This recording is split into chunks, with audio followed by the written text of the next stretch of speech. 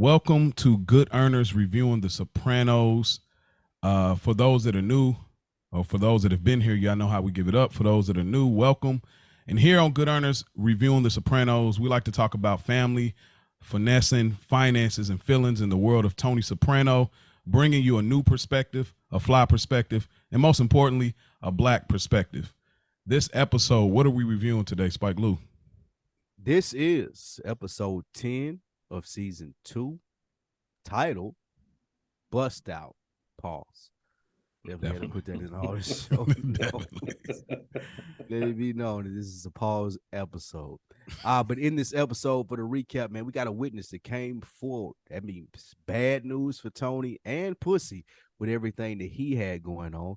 And Tony wants to spend a little bit more time with AJ, but is AJ really up for it? Janice, she sees more in Richie's career than Richie actually does, and he takes heed to that. Carmela, she's interested in getting her walls redone this episode. And the happy wanderer David is having to finally pay his dues, and Benzie gets a gift from Tony. This is episode 10 of season 2, titled Bust Out. Pause. Yes, sir. And we get into the first scene. There's a witness. It's very, very proud Tekashi 6ix9ine. There's this witness is super patriotic about it, man. I couldn't let crime go, man. I just wanted to do I didn't even finish what I was doing, and we see Tony on the photograph, but we don't see Big P. Very interesting here. Spike, you wasn't here last week. I'm gonna throw the ball in your court. What did you gather from this thing? They're trying to get Tony. They know Tony, the head of the operation at this point. They've got their org charts redone. They know Junior is pretty much a pawn, and whatever they can use to get Tony, they want to do it. It was very interesting that these two detectives went out of their way, in my opinion, to not mention to him that this is the mob boss. This is Tony fucking Soprano that you're snitching on, and want to continue to coerce him down this road of you're doing the right thing. And I think another scene later in this episode obviously shows what I'm talking about, but good job, I guess, by the detectives here in this episode as to holding out on what this dude was really doing when he was being Captain America here. What say you, Rich? Yeah, man, he just being Superman. They just they do a really good job of setting up that character as the 2000 version of All American. You know, just from the way he's dressed, the way he's talked, the things that he cares about. We see later throughout the episode, they do an even better job of showing the aesthetic of his home. But just even his crack comment, you know what I mean? Like the way he gathers his information, he heard that from the news. He has no idea about crack. He ain't never been around crack, but he sees that it's an issue in the newspapers. So that's the first thing he thinks about. So that's just the average I guess American for that point, suburban, middle-aged American, you know, this used to be a great country type of dude. That's pretty much what it came down to me. And I guess the fact that you don't see Tony in lineups. Yeah, that was just aesthetically, that was just odd to see him in a lineup for something like that. Yeah. So that was another thing. To your point, it's really interesting that this dude is that watch the news every day. Thinks he knows what's going on, but he don't know who Tony is. Yep. Which we've seen in previous episodes has been on the news. He's a pretty, like, a mob boss that motherfuckers know who he is. They know what he do. Like, you mention his name around certain circles, people know what Tony Soprano does. So it's interesting that this dude is in a different class of people. Like, I don't know if it's Italian that they were trying to say to pay attention to this more so than regular class Americans or what, but he should have known. Because like you said, he's in the news.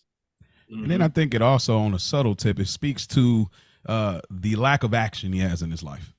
You know, he has a great evening. I don't know if him and his wife, will see later, have kids or not, but what they're doing for entertainment is reading, and they're playing this terrible, you know, music later down the road.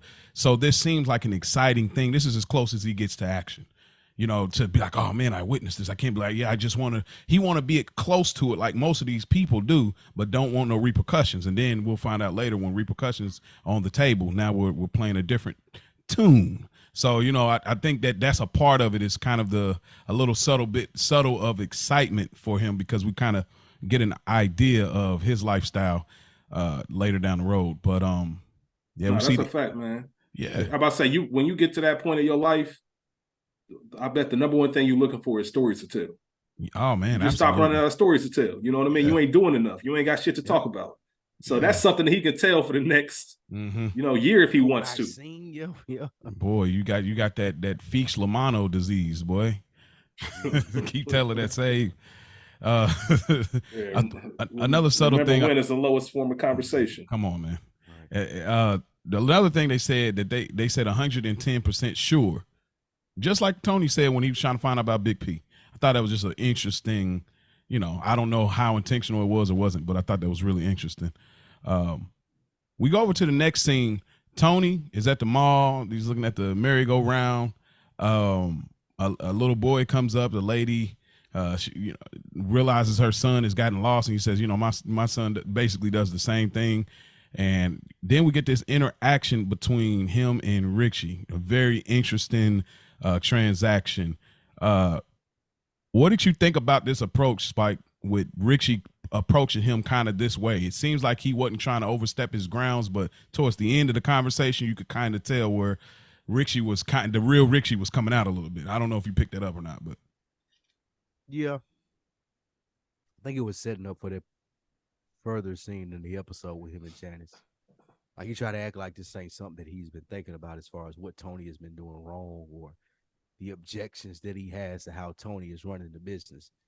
He obviously feels like he could do stuff better because he's old school. I got old ways of thought processes that have worked for us in the future. So you see that kind of come out at the end. You've seen it come out in all the interactions that Richie has had with Tony pretty much. Mm-hmm. However, other people adding fire to the flame, like Janice, gives him more bravado later on and be like, you know what, I feel like that I could do this before it was curtailed. Spoiler alert. But yeah, it came out in the end. You could definitely tell. What do you think, Rich? Yeah, everything Spike said was on point. He's still hot about that jacket too. Mm-hmm. Yeah. So trying to keep that level of respect, knowing that you see them on the inside. You can see Richie trying to balance that and walk that line. The other thing about this scene that I think this episode does throughout is mainly focus on Tony. I think a lot of the action that we see with Tony is based around last week's Dr. Melfi conversation. Mm-hmm. We're soldiers. Yeah. We don't deserve this and that. There's a lot of bad things that Tony does that he justifies because of the lifestyle that he's in. And his world is acceptable. I'm not breaking any rules. Like, this isn't a big deal where I'm from. We do. But to everybody else, it is. So they try to show that regularness of Tony, the human side of Tony. You see him thinking about the kid. He sees the kid, goes over to help him, does what the good person is supposed to do. He also has a flashback of the same 23-year-old Matthew that he just shot screaming for his mommy as well. So it's a balance and a duality that they show a lot. But there's a lot of good human moments, or what you would deem as human moments, from Tony. But then he flips right back into mob boss. Absolutely. This is going to be, and I'll get into it a little later, we're going to see these are the first real early seeds of the psychotic Tony. I'll get to that part later. Some interesting things I thought about this scene was the jab that Tony says when he says, I always like when he says, like, what do you want to talk about? Dick, Barone. Well, as long as you two are happy. Crazy jab. And then he's let it go and say, nah, I'm not in the mood. Like, bro, it's still crazy. I don't even know if this is, I don't know what Tony be insinuating, bro. Cause like, how he was talking to him at his mother's house when he was in the boxers. There's men in the, I don't know if he's in on it or not. It's just this weird thing that he keeps doing it. I don't know. I think also, Rich, what was you gonna say? No, I was gonna say he walked into that, like, you know what I mean. Kinda, we want to talk about fucking Dick Barone, like if he didn't say fucking in front of it, he just walked right into it. It's like a pause moment for one of us. If he said that to one of us, hey, pause, bro, bro, dog. You know what I'm saying? But you can see Richie ain't with the shits, man. I already don't fuck with you, bro. Pretty much, like I'm humbling myself, and then we find out that Richie's getting charged twice, and Tony pretty much gives him the play. Okay, we'll charge more from the townships. So it almost as if Tony, you know, he talks, I think this episode later, he talks about his nature. Actually, he does with Davey. This is, I think, a part of his nature. He knew this play far down the road. We'll get even a scene later in the series with Artie, where he talks about, I'm not jealous of you. I envy you because you're able to see, you know, like that. So I think this was always a play for him. Another Tonyism. He tries to get the Junior line off about the ham. Like you're walking around like a lady with a ham that's begging for bread. You know, he gets that off as well, but it doesn't work. Tony, and when he tries to do it, it never works. Tony can't duplicate things, which is a funny Tonyism. Anything else I gather from this scene? Nah, that was pretty much it. Yeah, Okay. that was it. Oh, I did want to say too, there's this just interesting thing about Tony with kids and animals. It's just an interesting thing. And I'm a big fan also. I wanted to note that I'm a big fan of when Sopranos shoot outside of the normal areas. And even though they shot in the mall before, it's a different space. So I'm a big scenery guy when it comes to television, movies, and I love this shot here. That's a trait. That's a trait of sociopaths. What? Oh, the kid and animal Having thing? more empathy for kids and animals and things like that. Mm-hmm. Yeah, That's definitely. what they were continuously trying to do in the series. It's a good call. Yeah, definitely. Carmela is reading I don't know, what is it? Memoirs of Geisha. A geisha. Yeah. Like Yeah, she put down the Bible this week. it's okay. Like Oriental.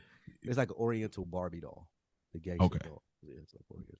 Well, you know what, Rich, you called it first. What did you get from the scene as Tony walks in?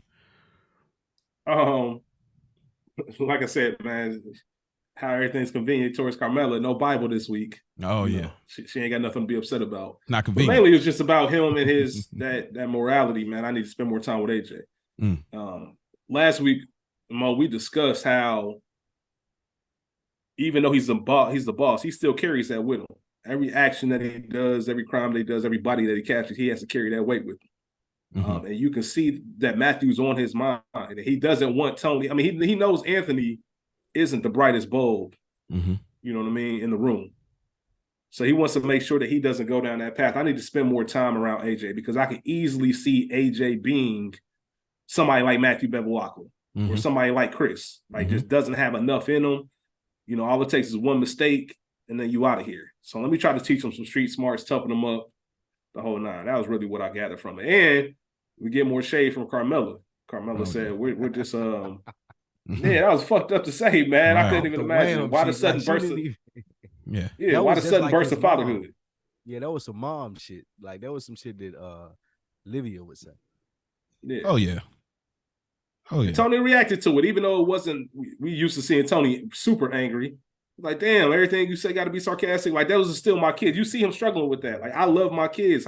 What can I do to show that more? You know, it's funny throughout this series, we see, and I don't know because I'm not that, like, I don't know any Italian women, but we see Carmela, Dr. Melfi, his mom, Janice, those women take the jabs at the powerful man and making it like a thing. Like you think you big and bad, but no, any little spot that I can take one, I'm gonna take it. Yeah. I don't know if it's an Italian woman thing or what. That's that black woman correlation we talked about in season 1. It's right there. Like I'm not gonna do that, Mo. I'm not gonna throw our black women under the bus. I'm gonna leave it at Italian, but I'll let you do it. Well, let me put a spin on it. Black women that are listening.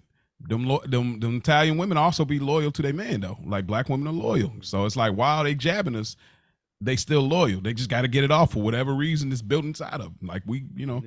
So yeah, you know, I mean, I do this. Nah, but seriously, but what you get from this scene, Spike, other than the jab, man? Tony's struggling with what he's been like, what he goes through, just the day-to-day processes of being a dad and doing what he has to do when the shit with Matthew that happened, him calling for his mom and Tony feeling like what Rich said, like, damn, AJ is one of these dudes. AJ is one of these dudes that's gonna go too far down the wrong road because I haven't spent enough time with him because I'm doing my thing. And now he look at him, he's fucking out here like Matthew Bevilacqua or I mean, Chris is not that bad, but he's like one of these jerk offs who I look at in the toilet, like we talked about a couple of episodes ago, and I don't even speak to. And they trying to get me to be impressed by whatever it is that they may have done. Mhm. So I think that this starts to resonate with him. I'm not spending enough time with my son.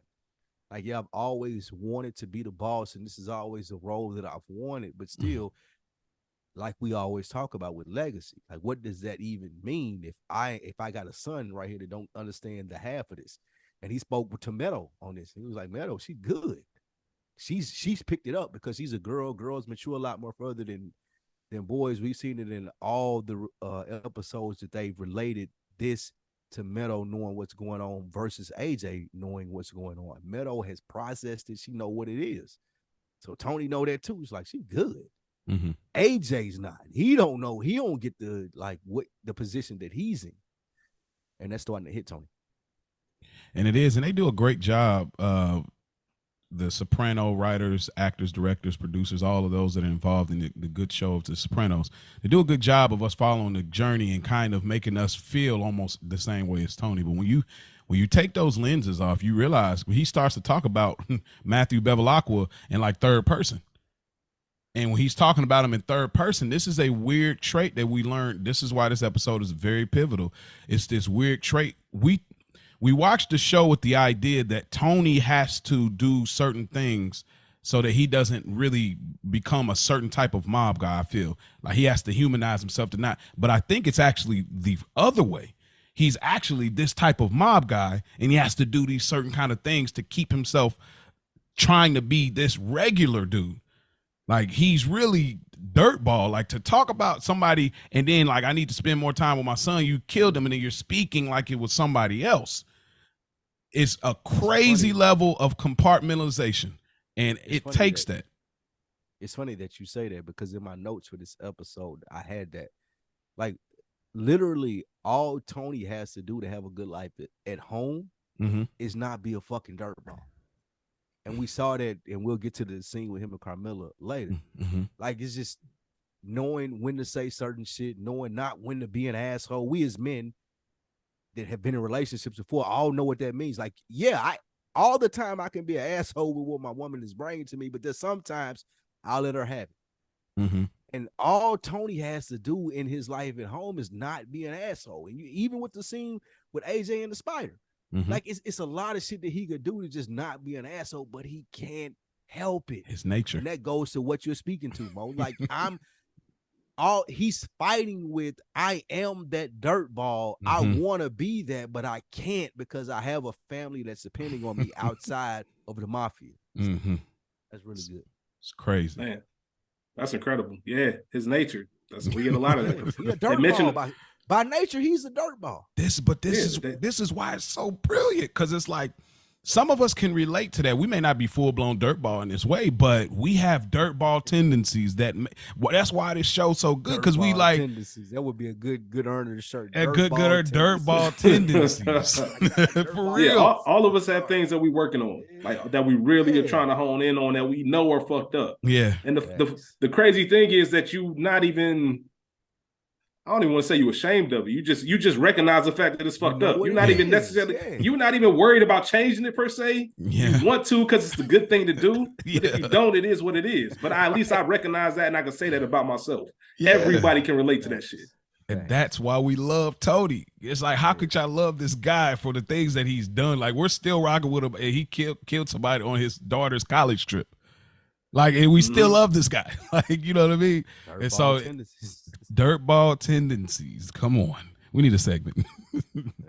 But yeah. So yeah, good scene, but from them two, I love it. And then Carmella backs out of it, and I'm gonna try to shoot Carm some bail where I can this episode, but I don't see it happening. But I really want to, because I feel like I went hard on her last episode. But you picked this episode. I know, right? I said I try. I said I try like Tony. I'm trying.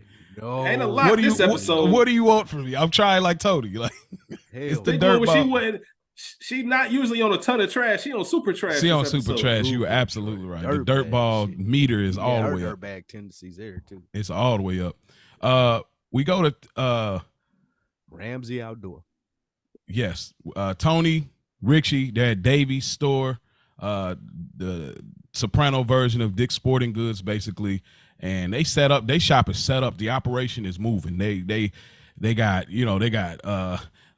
sparkling water. They got the lunch cooler totes, and Paulie's in there. Pizza coming in. They are 9 chilling. sandwiches for $2. Come on. What you get from this? What you get from this, Spike? Bro, I love this. Oh yes. This shows these are the repercussions. Mm-hmm. You want to sit in these big dog gambling games. Oh, Tony, I'm good for it. You want to do this? Okay, cool. Mm-hmm. This is what comes from it, my nigga. Yeah. Now you in your office hiding. You got to make these calls about blue and red coolers and getting out. Like now, I'm straight fleecing your ass, and I seen this from the beginning, and I warned you. Mm-hmm. It wasn't like I was a dirtbag ass nigga and just jumped right into it and was like, okay, cool, you want to do it, do it. No, I seen the play, and I tried to prevent it from happening to you, and now here we are right in the midst of it. We ordered airline tickets, sparkling water, we putting $1 billion lunches on your little lunch expense count, and it's your fault, nigga. As much as you sitting here trying to blame me and ask me questions, this is your fault. I love this. This is one of my favorite scenes of the whole series. Oh yes. Oh yes. What about you, Rich, man? Before I get into it, man, Spike hit the nail on the head. This is the bust out. This is what we do. Mm-hmm. You guys want to know how we make our living? This is a big piece of it. Oh, you in debt? You got a business? Are we gonna take it over? Because it's not what people think. Like, oh, we want profits. Normally, somebody comes in the regular world, the regular human civilian world. You take in on somebody's business. I mean, you're getting a cut of their profits. You maybe have a little bit of say on what's going on in the store. No. Like when we get involved in your business is going out of business. We're going to milk it for everything that it has until that time comes. And we're going to leave you holding the bag. Mm-hmm. And as they reminded him, well, shit, if you want this to stop, pay us our bread, the principal. Yeah.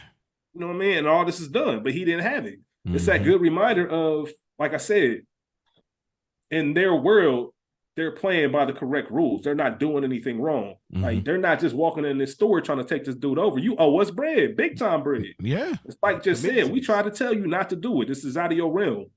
He's a degenerate. Tony saw the play. It'd be dumb if he didn't. That's what he does. I love it, man, because it shows how far they'll go. You was doing your little thing with the every now and then bets, every now and then card games, and you was losing or you was winning, whatever it may be. But now you want to put yourself on a hook and come to the executive game. This is the result of what happens, my nigga. We in here. Yeah, there's a scene later where Tony says that to him, like, if you beat me, then I'll be the one crying. Straight up. No, you come out good, but I got it. So it is what it is. That's a big facts, man. And they getting airline tickets on that man's tab. Man, they out here fooling. Bro. Said telling this promotion. customer of the Don't worry month. about it. Not a problem. Not a problem. Not a problem. Like, hey man, Richie told him straight up. Shit, man. Hey, Davey trying to give him what they talking about the prices. You know, he gonna sell it to us for this for the blue. It don't matter. We ain't paying them anyway. Right. What they charging you, nigga? Give me the right. Nah, keep them reds going. Them red joints is the sellers. So like, nah, we ain't. It don't even matter, bro. Ain't no point. These on the corner for a third of the price. It don't matter what they charging you, bro. They ain't never getting their money. Like, bro. Cause you ain't processed shit. You blew $45,000 boxes of ZD, and then you still owe Richie $8. What did you think this was? And this is the great thing. This is the wonderful thing about this show in this series. They have the same attitude that he had, but we didn't see it. They just came like Tony just woke up and like 45 boxes. Did I do something to offend you? Right. This is the same attitude that this nigga had sitting at the executive. Oh, like, yes. it's cool. I'm gonna run it up. Tony, my homeboy. Okay, cool. Yeah, cool. You do that. We're gonna catch you on the back end, and it's gonna hurt you a lot more than it's gonna hurt me. I love this. Oh yes, I did too. And it's gonna be funny. We're gonna see some of these things from his story as a product placement throughout the episode, which is really funny. We get a nice scene. Tony and AJ at the pool. They get ready to get their swim on, and they go into. Is this the bird feeder or? This was the. That's the thing that you put in for the pool, like the filtration system. Oh, okay. So they go into. He goes into the filtration system, sees a spider, and he's scared for his life, and he hops in the pool. I ain't gonna even lie. I'm gonna be all the way real with you. I'm not gonna even play like. I mean, I ain't gonna jump in no pool, but I'm definitely not killing that spider right away. Like, I'm gonna be real with you. You ain't doing what he do. I ain't doing that though. Like my wife, I mean, You got a know, wife and a daughter. she Like, asked me, I you got gonna to, take but care of it. like don't look for me to do it on my own. Like I had to kill a lizard the other day, and it was you crazy. have a wife and exactly. You have a wife and a daughter. They ain't going to nobody else but you, and they gonna be like, "Hey, you got to handle this, and you gonna do it." That's big fact. Because you ain't AJ. Boy. But we get a little further in the scene. We see AJ hop in the water, and then before you know it, the maid comes out and say, "Hey, yo, the agents, the police is here." The police come. They basically give Tony a grace period to bring himself downtown. Let me speak to this before I pass the mic. Like, do you understand this would never happen for him? I don't even care if you are well-known, if you Frank Lucas, you're not getting this off. You're not getting the grace to say, come down when you're ready. You're not getting the grace to wait and get your lawyer. You're not getting any of these things. So this is crazy, but I wanted to ask both y'all, whoever want to speak first, what is this with Agent Harris? I know we talked first season, Spike, about the fascination with Tony, but now it feels like something else. And I can't put my finger on it, just like the Melfi and Tony relationship. What is this? To go first, Rich, I think this is the brilliance of the writing of this show. Because even now in season 2, we're talking about the Agent Harris fascination with Tony.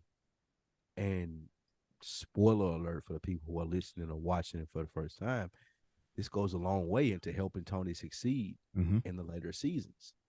So to answer your question, Mo, and be like, what is this? I think it's just the fascination of Agent Harris that he has with the mob. Like if you've watched Elliot Ness, Untouchables, if you watch that, it's the same thing, but he was just more on the police end. Or to go to The Wire, the same thing with McNulty. Oh, okay. He's fascinated with these people, what they do, how they make a living, and even beyond the work, it's the fascination. Because I'll go to the Wire for a moment.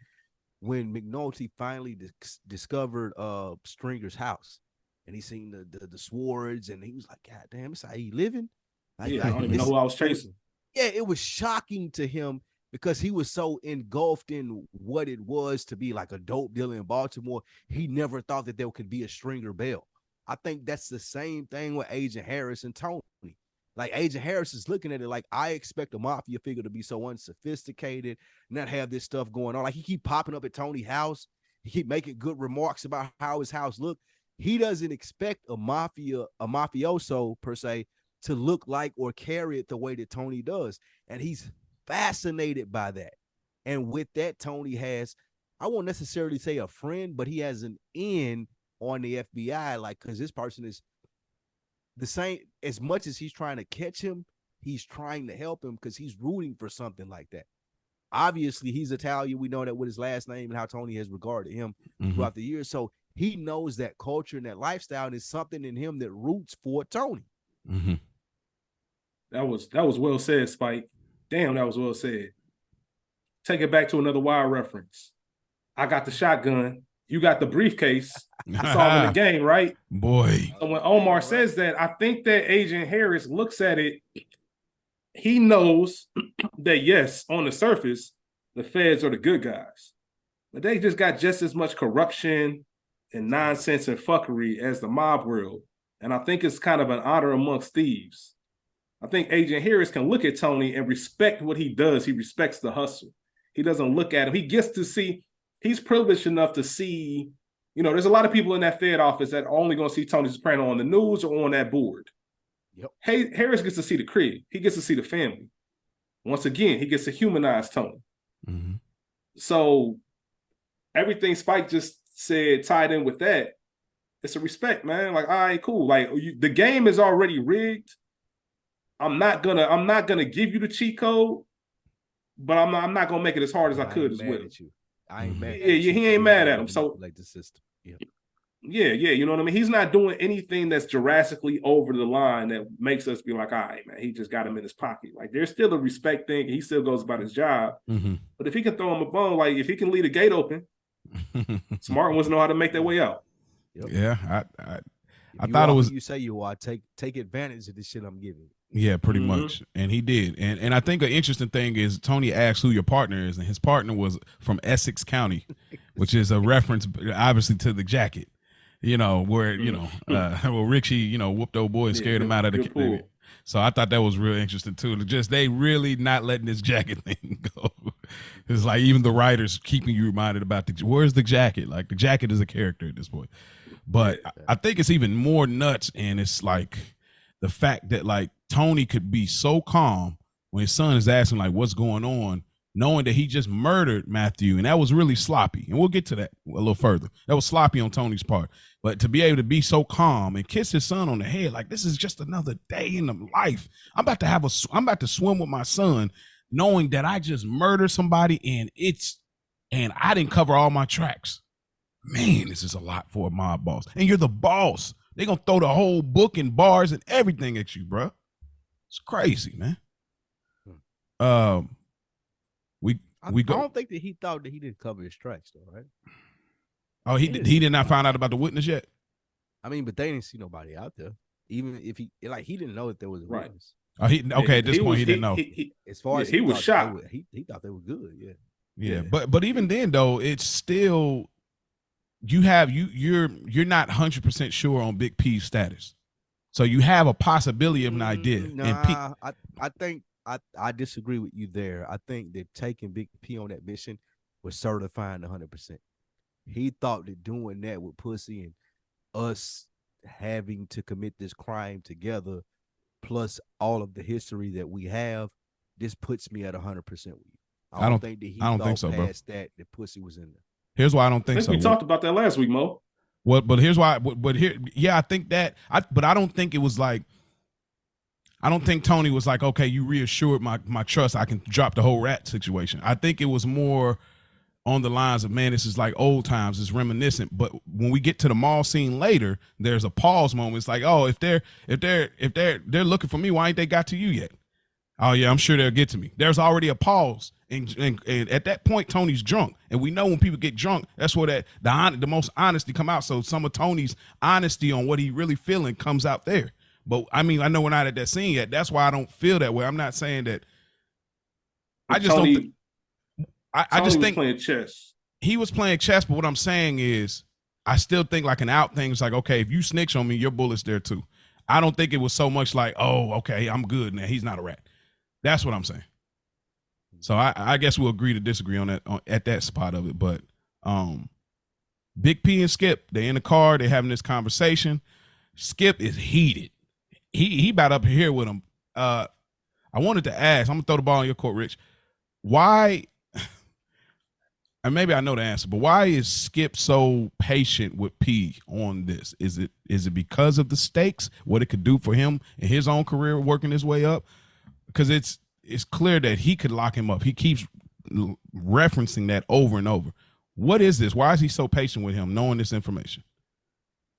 Because that's the best that he got. And it takes a long time. We Wire fans, as we discuss a lot and cross-reference, it takes a long time to build a case. This ain't no rinky dink street level shit. So if you have Tony Soprano's best friend, not necessarily his right-hand man, but somebody that has access to all the dirt and all the crime, having him on my team is better. Because if I snatch him off the street, not only is P going, but now they got suspicion that something's going on. The feds are snooping around. So it doesn't do him any justice. Skip is just as helpless as P is. You know what I mean? Skip has a Tony Soprano in the police force that he has to answer to. Good call. You know what I mean? So he has to keep him around to give some kind of information. The same bullshit that P is feeding Skip is doing the same to his dudes. Somebody else. He feeding some bullshit. Oh yeah, P said there's a big play coming in 2 weeks. I'm supposed to meet with him next week. It's going to be that. All it is just to save more time before the inevitable. They both know how this shit's going to end. But they're trying to play the game and hope for a Hail Mary, hope for that home run in the bottom of the ninth, all of that. But they know what it is. What do you say, Swipe? Great points by Rich, man. Like these guys are both in the same scenario. And the writers do a good job of this.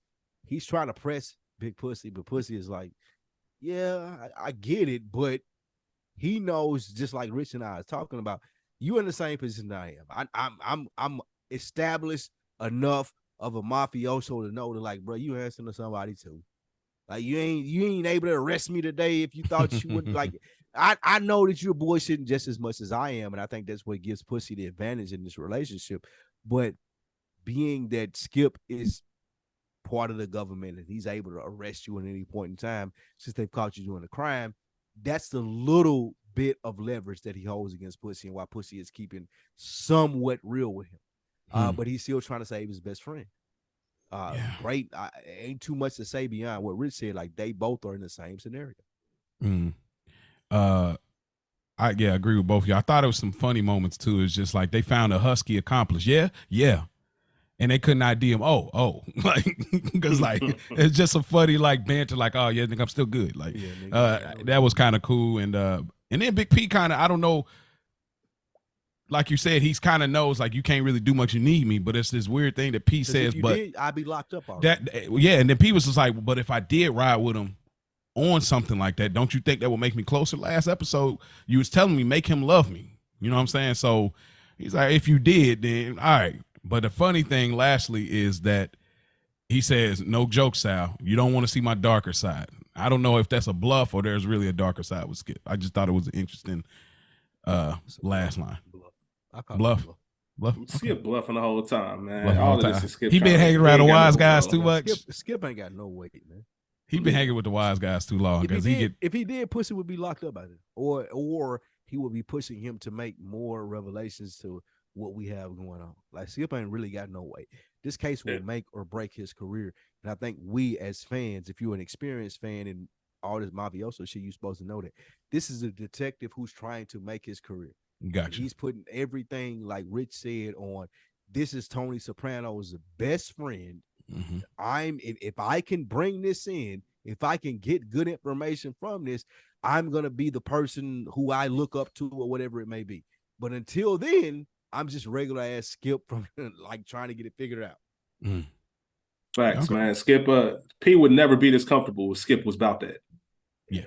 If he was, you know what I'm saying? P comfortable. If this was Alonzo from Training Day and P was his CI, P would never be this comfortable. Nah. If this was McNulty, McNulty that had Skip as a CI, it's over. Like, you going to jail. Yeah, you would have been locked him up. Yeah, that's true. That's true. Tony goes and visits his lawyer, and they're having a great conversation. I really like his lawyer, his attorney. I really like him. He just said, like, Tony comes in, he kind of lets it out a little bit. I'm really uncomfortable. They want me to come down. He said, have you told them you was coming down yet? No, I ain't told him. He's like, oh, well, why are they even asking? Because at this point, like Spike said, he don't know there's a witness. So it's like, why they ask me to come down there? And it's like, no, they want to corroborate like your story, which is really great writing. And it's really great right here because it's like,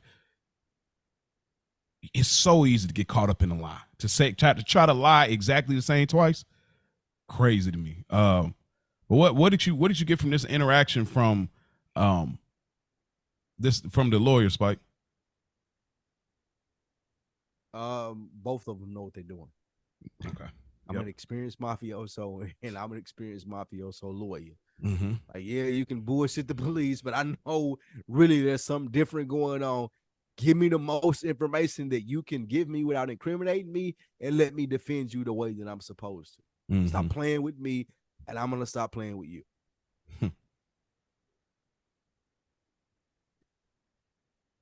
Spot on, man. Spot on. That's pretty much it. They both are very talented. They have a specific set of skills. And Tony just can't believe he even got caught slipping like that. He's just beyond that. He's past that. He can't.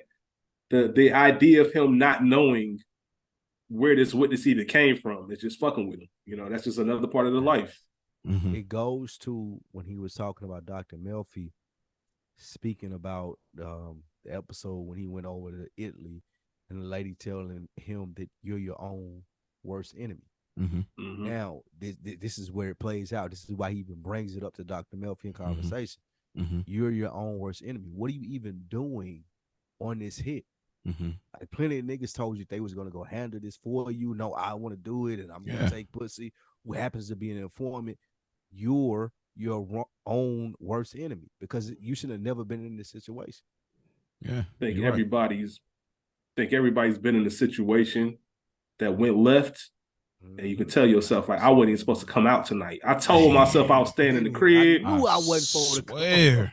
The Yep. signs was right there. Man, bro. I said it. I said I wasn't gonna come. Man, that's crazy. Mhm. And then you got to also think too. Tony wanted action on that Furio action when he went to the brothel or whatever. He wanted in on that.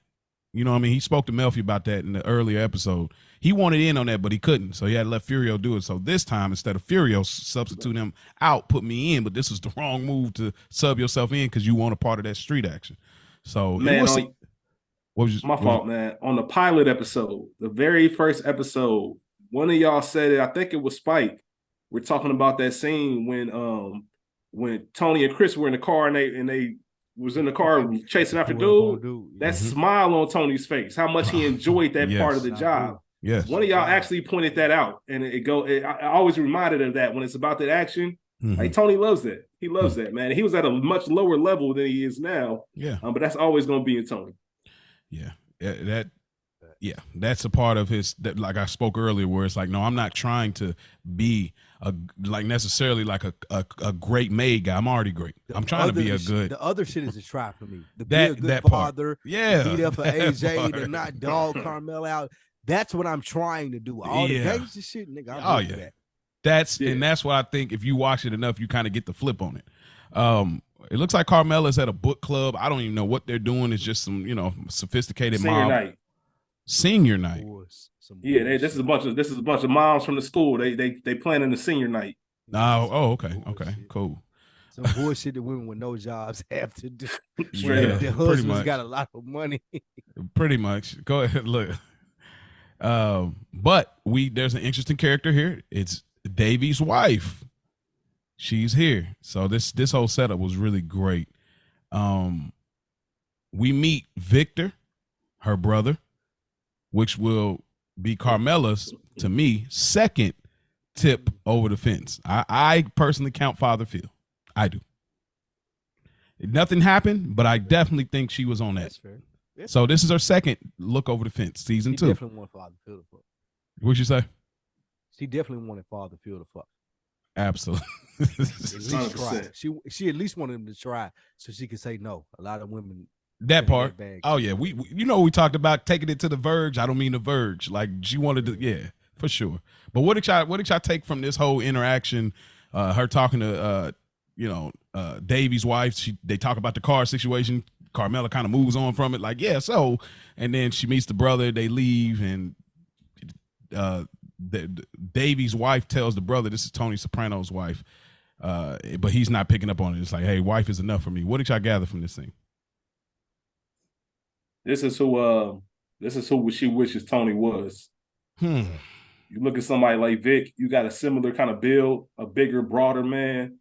Pause. What about 5'8"?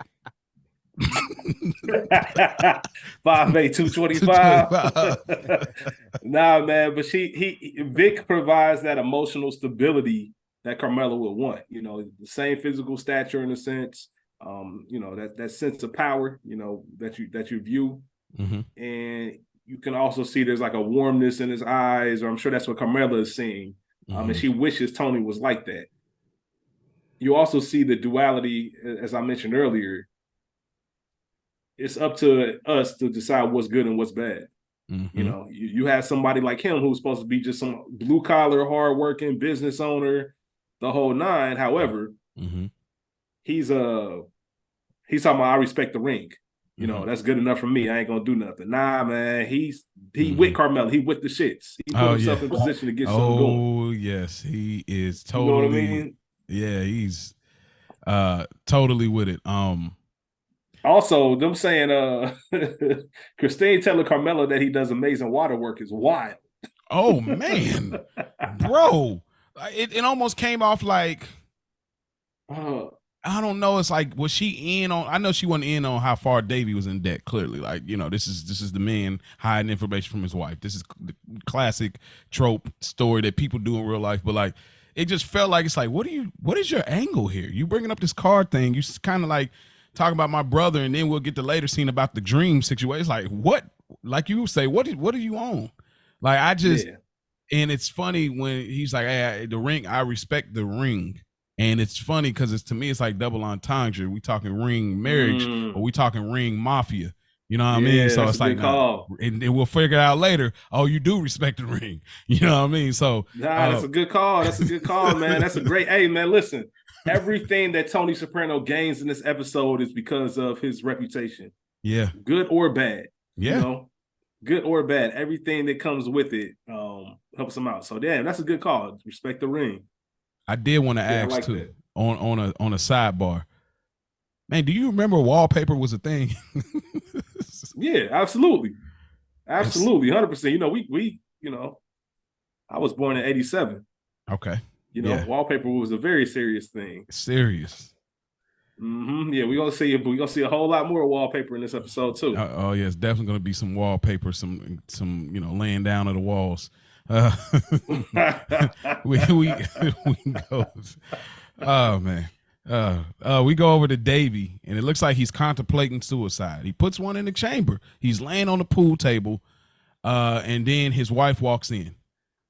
He's on edge about everything, and the interesting thing I thought, and they almost pan to the idea that Davey's going to do it. Because if you notice when he's standing up fake changing the light bulb, did you notice how the angle is shot? Yeah. It looked like Davey was hanging himself. The way they only showed like his hand and his waist downward on top of the pool table. Almost like you literally have hung yourself with gambling. So it's like, all right, man, you cooking. Yeah, man. You see what I'm saying? I'm like, yo, this is absolutely. They going crazy right here. And the fact that he's gonna kill himself on the pool table is even more crazy, because it's like you live by the game, die by the game almost. But what did you think about this before I throw it in Spike's court? Just how rock bottom. I mean, he's below rock bottom. You know, he's lost it all, literally. You know, I don't know, man. That's just a different space to be in.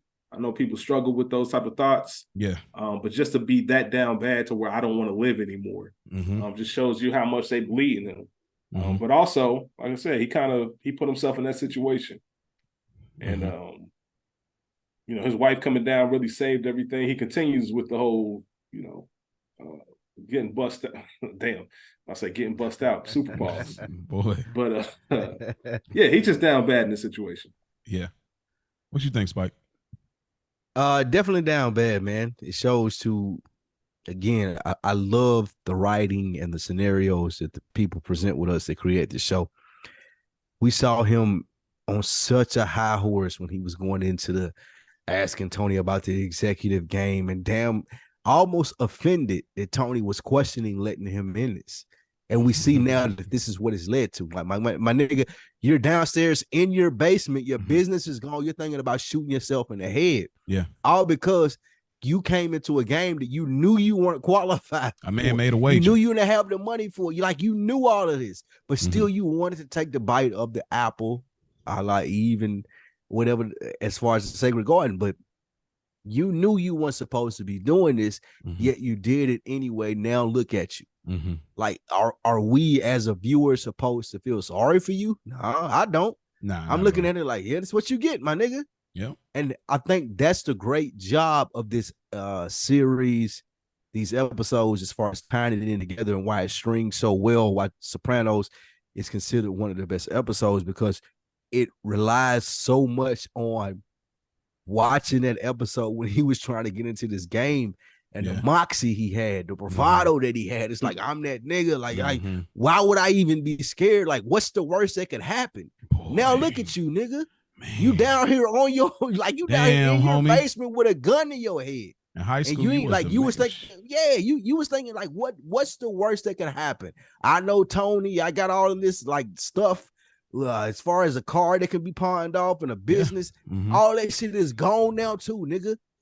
It's great. It is great. You're worth my time, bro. Like the minute I let you, you worth my time. You got There's a reason why I Yes. said yes, my nigga. Yes. I didn't think that you was gonna kill you. Like I'm thinking that I'm gonna milk you all the way out. Man, all the way through. And even with that writing, it goes all the way back to when they were talking about. I don't know if y'all help me with this. I don't know if it was Junior or whoever it was. They were talking about it's the hustle for us is milking them all the Junior. way. Yep. It was Junior. It ain't about like the big hook. It's about, now you got to pay this principal. Now you owe me every week. Now I'm in on your business. That's the hustle for us. And seeing that play out, that shit is brilliant. It is. It really is. And it is like that damn homie in high school. You was the man, homie. What happened to you? Literally, he was that quarterback. He was that guy. Yeah. We'll get a later scene that he tries to get off, and it didn't mean talks about that. Yeah, don't reminisce over me. So it's like it just you're absolutely right. This was like, it's just so good. I had a great pull that I wanted to pull, but I can't remember now. So we're gonna keep it pushing. We get a classic Cinemax scene, soft porn from when we were little kids. The scene from Janice. Showtime Cinemax. Come on. I feel like the music, everything. We get a little sexy scene from Richie. Richie and Janice. Looks like he's doing all right. She definitely building the ego. But then she kind of breaks up the moment from saying your boss to it should be you. It changed from his fantasies to her fantasies. And it was no longer about what Richie wanted. It was about what Janice wanted. Go ahead, Spike. What you think about this? That was insane, though. Janice, bro, like Janice is one of the best fucking characters in this show. Oh my gosh. Like this shit never changes from this season, from the boyfriend, from the introduction when Tony is skeptical of why you're even fucking here. She wants to be in fucking control. I know if I'm dating the boss of the family, I'm that bitch. I'm the one that's going to be able to do what my mom did to my dad. Like that shit is so brilliant how they don't stop this when, spoiler alert, when Richie and Janice ends, like it goes through on like all the way to Bobby. Like even with the last conversation that Janice and Tony have, and she makes a joke, and he's like, well, you're the only one that would get that. Like it's so good as far as what the fuck Janice is looking for. And the reason that she's even a character on this show, she wants to be in control. She don't want it to be her brother. And it's great. That's great. But Richie, what you think? We just gonna ignore this gun. We're gonna ignore the gun please, because I was waiting. That's like, y'all know why I'm here. Y'all think it was loaded? Y'all think it was loaded? I thought, you know what, I wanted that, and knowing Richie, great question. I think Richie gonna do it, he gonna do it all the way. Was loaded. Yeah, the gun was loaded. He from the old school. He need to hold through. And Janice was, and knowing Janice, she was cool with it. Yeah, she was with it. This is what I wanted to speak to with Janice. I did have a couple questions for y'all too, but like this was I ain't gonna lie, this was pretty attractive to me. I'll be honest. I thought it was kind of different, but I can appreciate I kind of appreciate the ego build my ego up a little bit. Like I like that from Janice. You know what I'm saying? Like she was giving until she said that last bit, and so I kind of was thinking, hey, that's what I'm here for. Y'all know me.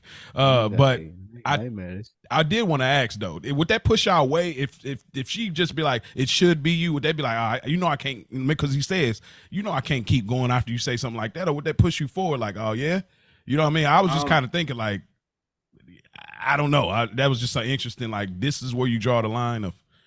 Rich's reaction just solidified that he agreed with her.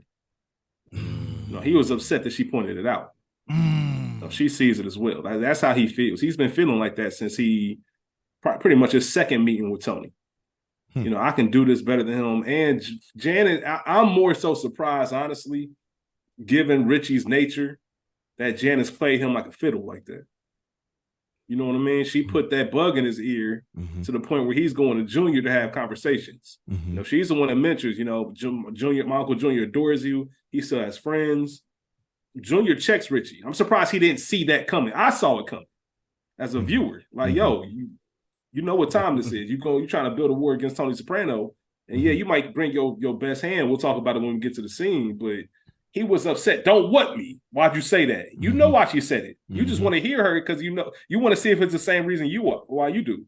It's I forget what episode we was talking about when people are guilty of something. I think it was last week, Mo. When you know you guilty of some shit, everything commendatory. Man, what about what your uncle gonna do? Like what? You know what I mean? If you out cheating, we know black men don't cheat. Yeah. But if you out cheating and your girl texts you where you at, you immediately look up wondering if she there because you know you're doing some dirt. You know you're doing some dirt, so you immediately think you guilty. You got caught because you made one extra at the stop. crib chilling. That's just a regular ass what you doing. Yeah, text. For sure. You know, so it's always about how you perceive things. But his reaction 100% told it. Yeah, I should be that. He's trying to tell her. He's trying to convince himself. I'm from the old school. You know, if we don't have any kind of trust, we're gonna lose everything or the loyalty. Yeah. And she brings up Paul Castellano. Like Janice played this perfectly, man. Janice is a whole G. Oh yeah. This is brilliant in the sense of we've all had these conversations, men in a relationship with women, how women are from Venus, men are from Mars, or whatever the fuck the saying is, how women really just don't understand how things happen in a man's world. Like she could be making all the right points and Richie could agree with her, but I still like the fact that he held ground and like, but that ain't how shit go with, like, that ain't how we do it. It may make all the sense to you as a woman and in the sense of you wanting the best for me as my career, but that's not how it works in what we do. Yeah. I think that was great in Richie kind of holding out and then us having to wait to the next scene to Junior for him to actually like take heed to it and try to see what he could figure out from it. But in that moment with Janice, it's still like, nah, bitch, you're gonna get me killed. Like, you don't really, like, I understand what you're saying, and I somewhat agree to you, like what Rich was saying, but it's still, like, that ain't how we do shit. Yeah. That's not how we built this shit up from the ground like what we have it to now. And men understand that more than women because men, we have to walk around with that thing, like, you can get it in your mouth. A woman is not, she can do pretty much the most, and there are no repercussions. For us, there are repercussions. Like a nigga gonna be like, "Hey, step outside with me." Like we need to handle this. That ain't necessarily the situation that women have, and that's the perspective that Janice was speaking from. Yeah, and you know, mob guys and men in general, that's our blind spot. That's why this is why it happens. This is why it happened to him. This is why it happens to Tony. This is why it happens to all of these guys because women are the blind spot. Yes. Tony talks about being soldiers. If we're soldiers and we agree to those stakes, then we understand what's going on. But women are not soldiers in this world. So we don't understand, you know what I mean? So, but I think one thing Sopranos does well, and even this scene, she brings up Paul Castellano, who was a part of the Five Families, who was whacked with basically what they say is an unsanctioned order, a hit. So again, Sopranos warps this reality of we're watching a show, but it exists in the real life mafia. So it's very interesting. Even then in this world, like last season when they brought up remember Gravano, which is Sammy the Bull. And Sammy the Bull, I thought was an interesting thing. His first name is Salvatore, in which he ended up, breaking their code. And whose name is Salvatore in this season? Big P. So I think the way they warp stuff, the way they tie stuff in, it's just amazing to me that they do that. But yeah, so Richie got some real things to deal with here. It's a lot on his mind, and it's really interesting. Of course, they get caught by you kind of forget. I really forget how much Livia's not in this season as much as I thought. I had such a disdain for her, but she's not in this. Rolled down. Yeah, she rolled down smooth on the, the handicap joint. I wonder who paid for that. Like, it ain't cheap to have the probably was Richie. You know what I'm saying? That's probably Richie. You know what? Was that the work that Richie was talking about when he said I can't finish? Yeah, good point. Good point. Because I can't do this shit over his house because I'm doing this shit at Tony's house. Yeah, that's a good point. Yeah, that's the first time we see Olivia outside of the hospital. Yeah, the little roll down the steps without having to walk ain't cheap. I know that's expensive. Yeah. So yeah, Vito got that done. Yeah, they did. They look. We go over to Cinemax again. We see Carmella's having Carmella's out here fooling. she going crazy, man. Yo, what is up with this? There's a lot of erotic stuff going on. What are y'all doing right now? But Carmella's having a wet dream. It seems like, obviously we find out later it's it's your man Vic. But anything I gather from this short scene, I mean, other than I guess Tony's not there. She kept touching herself like Ice Spice.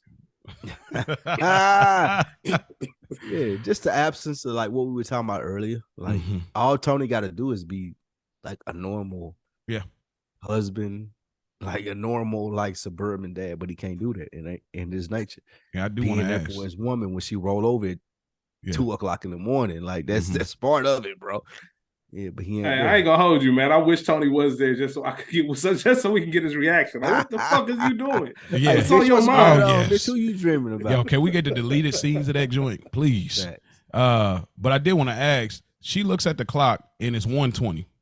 For one, is that a fair time for Tony not to be home yet, being in that business? And two, do you think the fact that he's not home because she's been pushing this commitment thing pushes her over the top later in the episode? I think both things are true.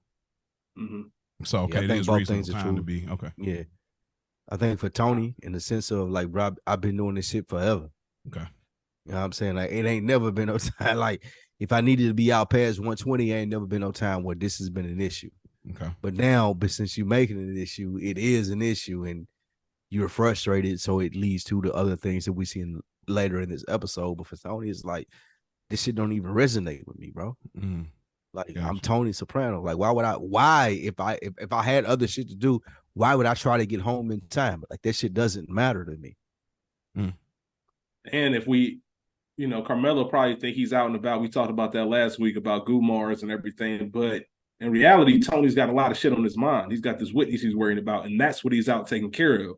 The fact that he can't open up and tell Carmela exactly what's going on, that changes the whole perception. If he could tell her that, she would probably understand. Like, all right, he might be handling this. To be a little bit clear understanding. Now Carmela's mind is racing. She don't know what he's doing, which justifies her for not feeling as bad because in her head, Tony out here doing whatever he wants. So I don't really feel as bad as I should about having this dream. Okay, or thinking about Vic in the way that I'm thinking about, because Tony out here doing his shit. It's about time I get mine. Okay. This is kind of like that Power episode where Tasha was in the back of the car. It was like, nah, you kind of did it first. That was the first episode of the season. That's crazy. That was the very first episode, man. Yeah, man. Solid time. That was that's crazy. Timeline crazy. Timeline got messed up. Tasha was nuts.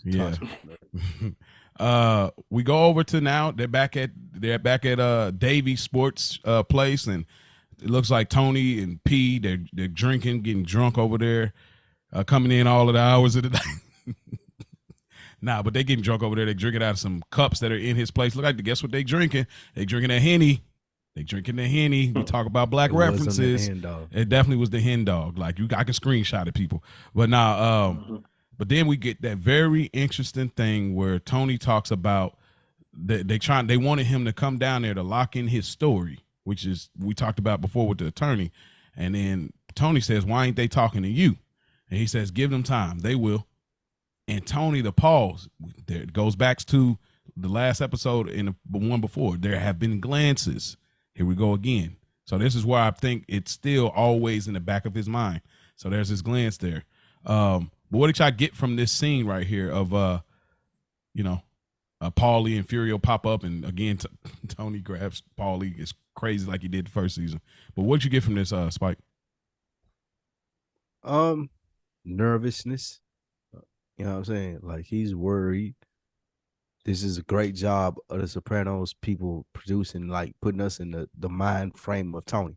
Like, I'm sitting right here talking to my best friend, wondering, like, why the fuck? Like, nigga, what do you mean? I'm the boss of the family. Like, why am I the only person that's being investigated? Like, you was here with me, and you disappeared for a couple months, like, however it was before this happened. Yeah, so things are starting to run through his head. We see his frustration with Paulie, and not so much Silvio, but just Paulie, in the sense of, like, why am I not able to get answers? I thought once I was in this position that these things would be easier. It wouldn't be on no bullshit street stuff or I'm going to get busted. Like I thought that I would be able to handle or manipulate these situations better. And it's not easy. Mhm. It's not better. Like it's still the same shit. Like you're a gangster. Mhm. You're a mafioso, bro. Like you got to deal with this stuff in every stage of your life. I think that it's a great job by the show in showing in all the other scenes and all the other stuff how Tony has ascended and he's the boss and he's doing these things, but also still he in the gutter still. He ain't Johnny Sack. He ain't like the boss niggas from New York who would never be in these situations. Tony Soprano is different. And that's what make this show so good because he ain't necessarily made it to the point of I'm a boss and I ain't got shit to worry about. And I can just give niggas orders.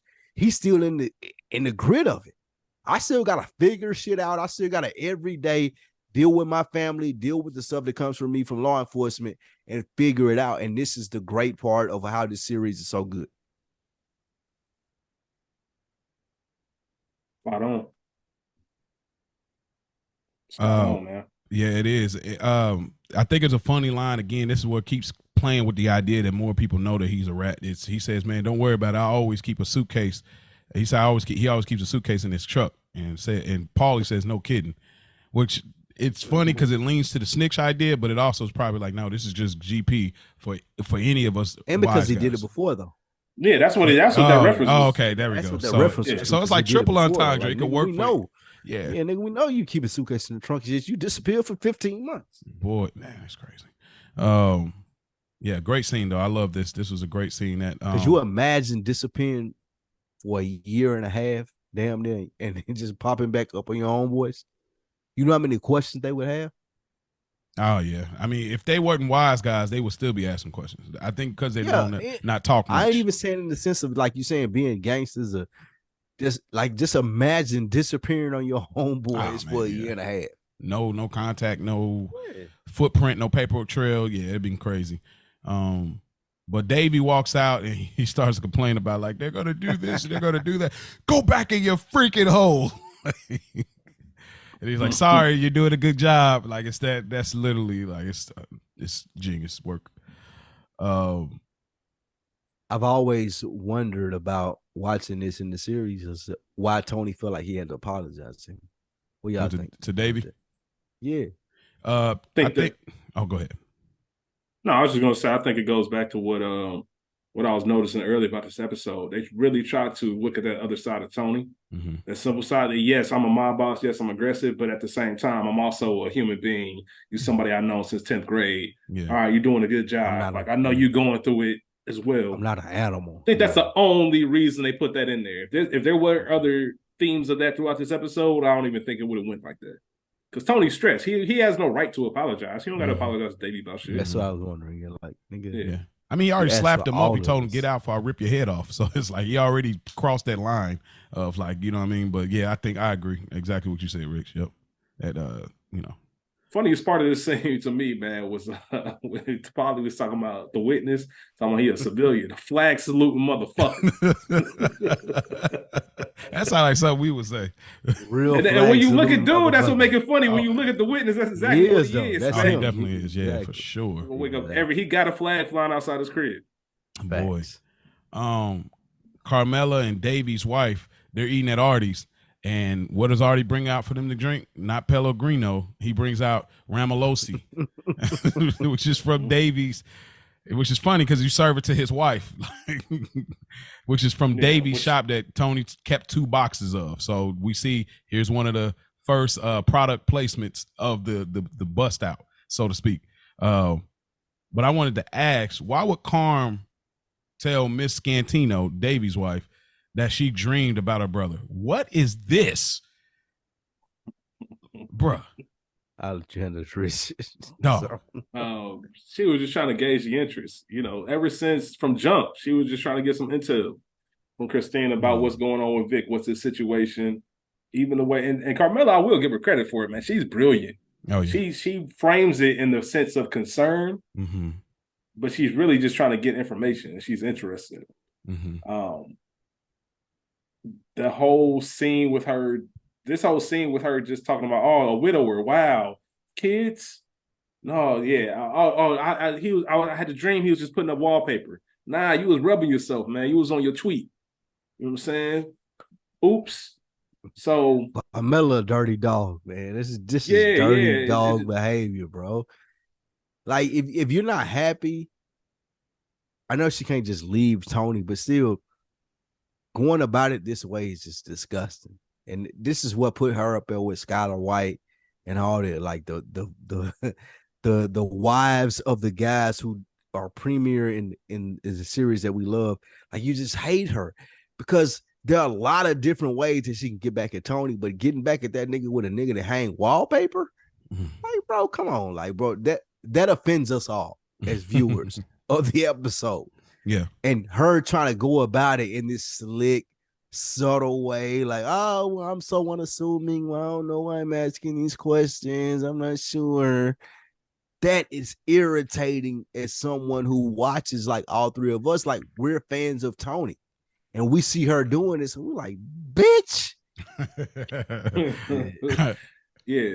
Tony's the homie, man. Not Carmella. Tony's the homie. That's the shit. You know, not Carmella. We know Carmella because of Tony. We don't know her because of her. You know, she just I don't know, man. Good point, yeah, it's something about the way she carries it. Yeah, and you know, nasty. This is why she's getting it off too, because Carmella, you remember who she's dealing with. She's not dealing with a mob wife. She's dealing with a civilian wife, and they have affairs and do this type of stuff all the time. So that's probably a part of getting that off. It's like, y'all do this stuff all the time. You're not with a mob guy. You're with a dude that owns a Dick's Sporting Goods. Y'all have affairs all the time.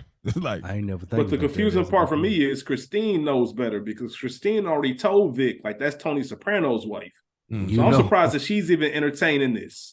Because she's even probably telling Carmella stuff like, "Oh, he asked about you too." Yeah, like now I don't even want my brother involved in this bullshit, bro. So I was more surprised by that whole aspect of it. But that's because I imagine his wife probably cheated on him too. Like he had that time. His wife did, right? Huh? I think his wife did. No, not him, not him. I'm talking about Davy's wife, Miss Castino. Like because we find out later that he got like a problem, like a sickness. Like he had to go away for a little bit on that.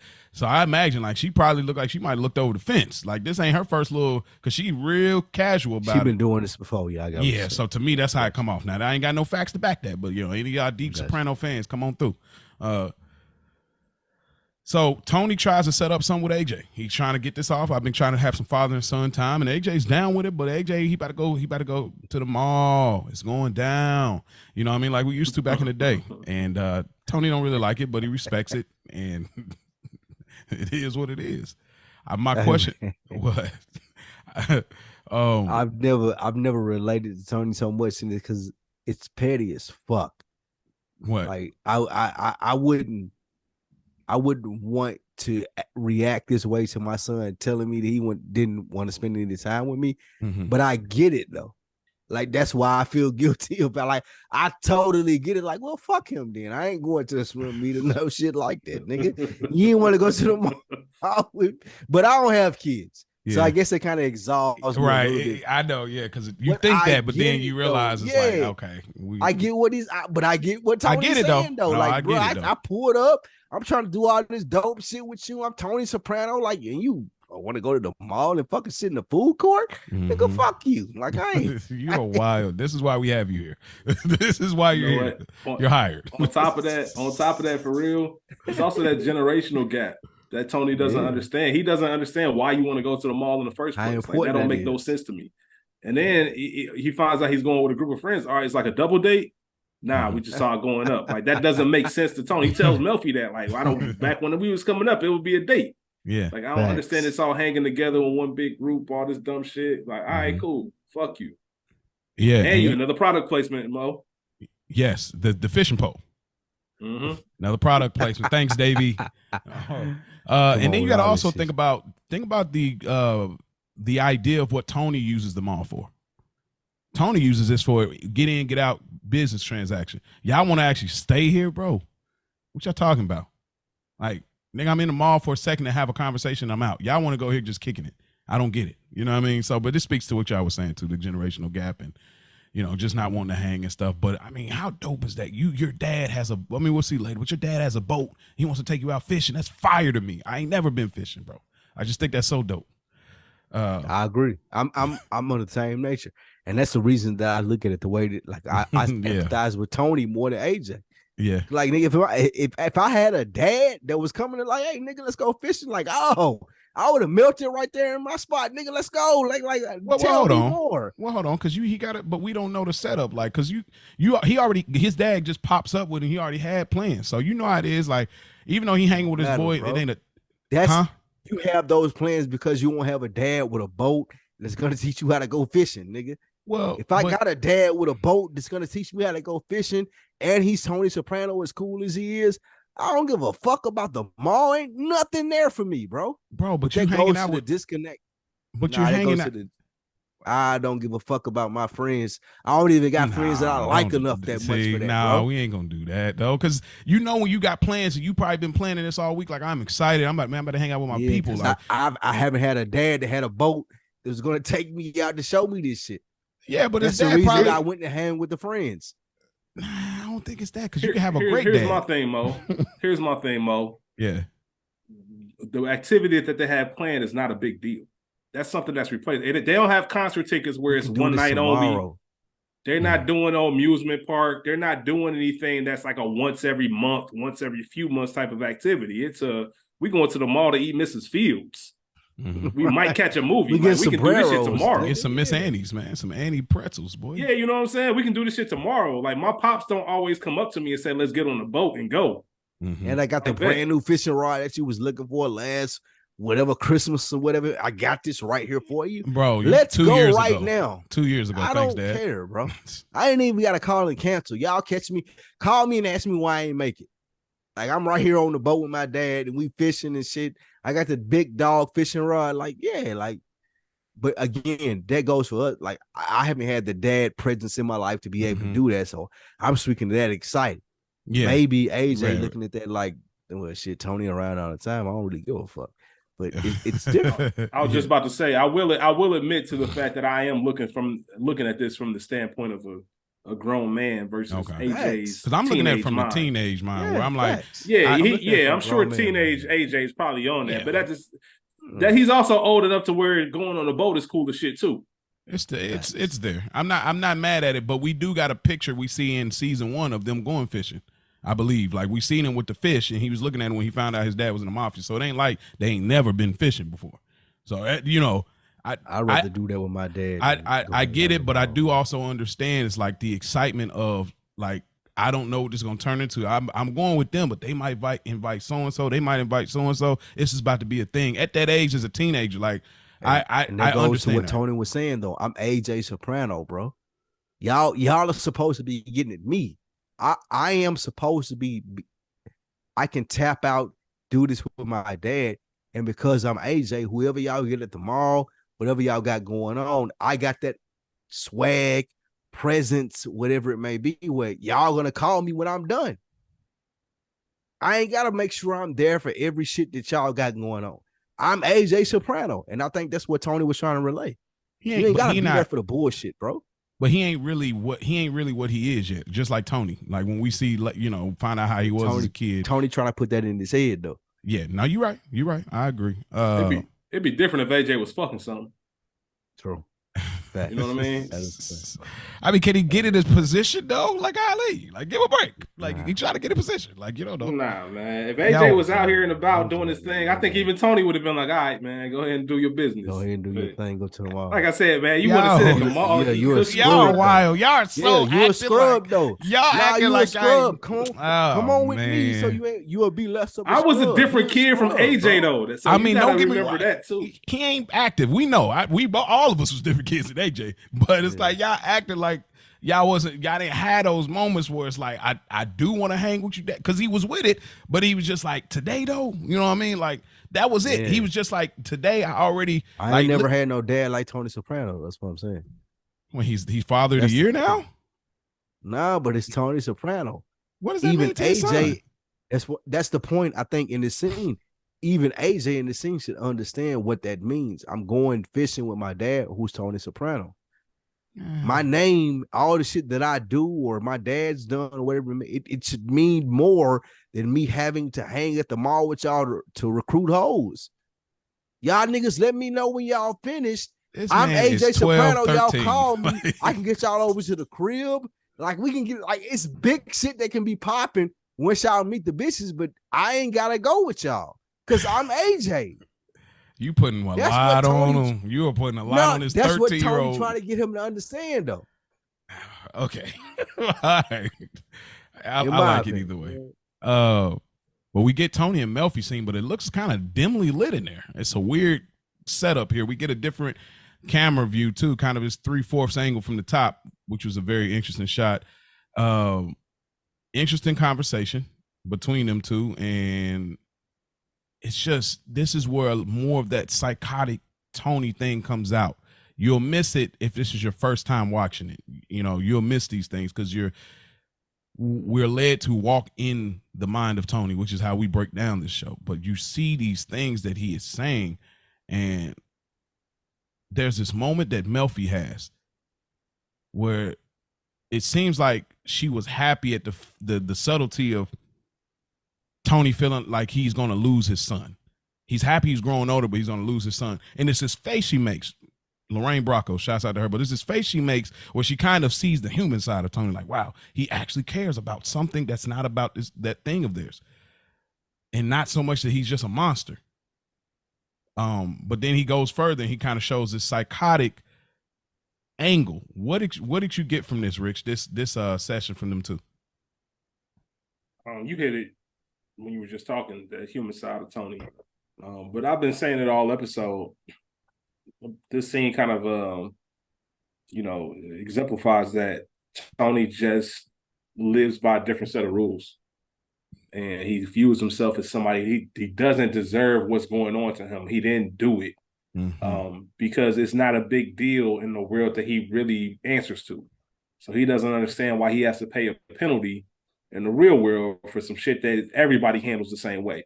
And I think that's part of it too. You know how the classic thing is, man. Like, well, everybody was doing it. Why am I the one in trouble? Like, it don't matter, man. You the one that got caught. So that pisses him off. Like, anybody in my position would handle that situation the same.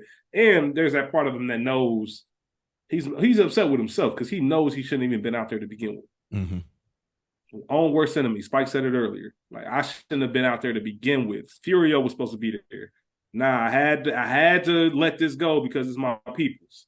Like, at some point, you got to give that up. You got to give up old things if you're really gonna be the boss. And that's just not a boss activity to do, no matter how much you want to be involved in it. What say you, Spike? I agree with Rich. Okay. Same thing. He's speaking from a place of, I know I'm wrong, but I still got this sentiment, the value attached to it. And I'm going to try to argue you down, Dr. Melfi, even though you got psychological shit to go against me. I'm trying to argue now because I have this sentimental value that goes to it.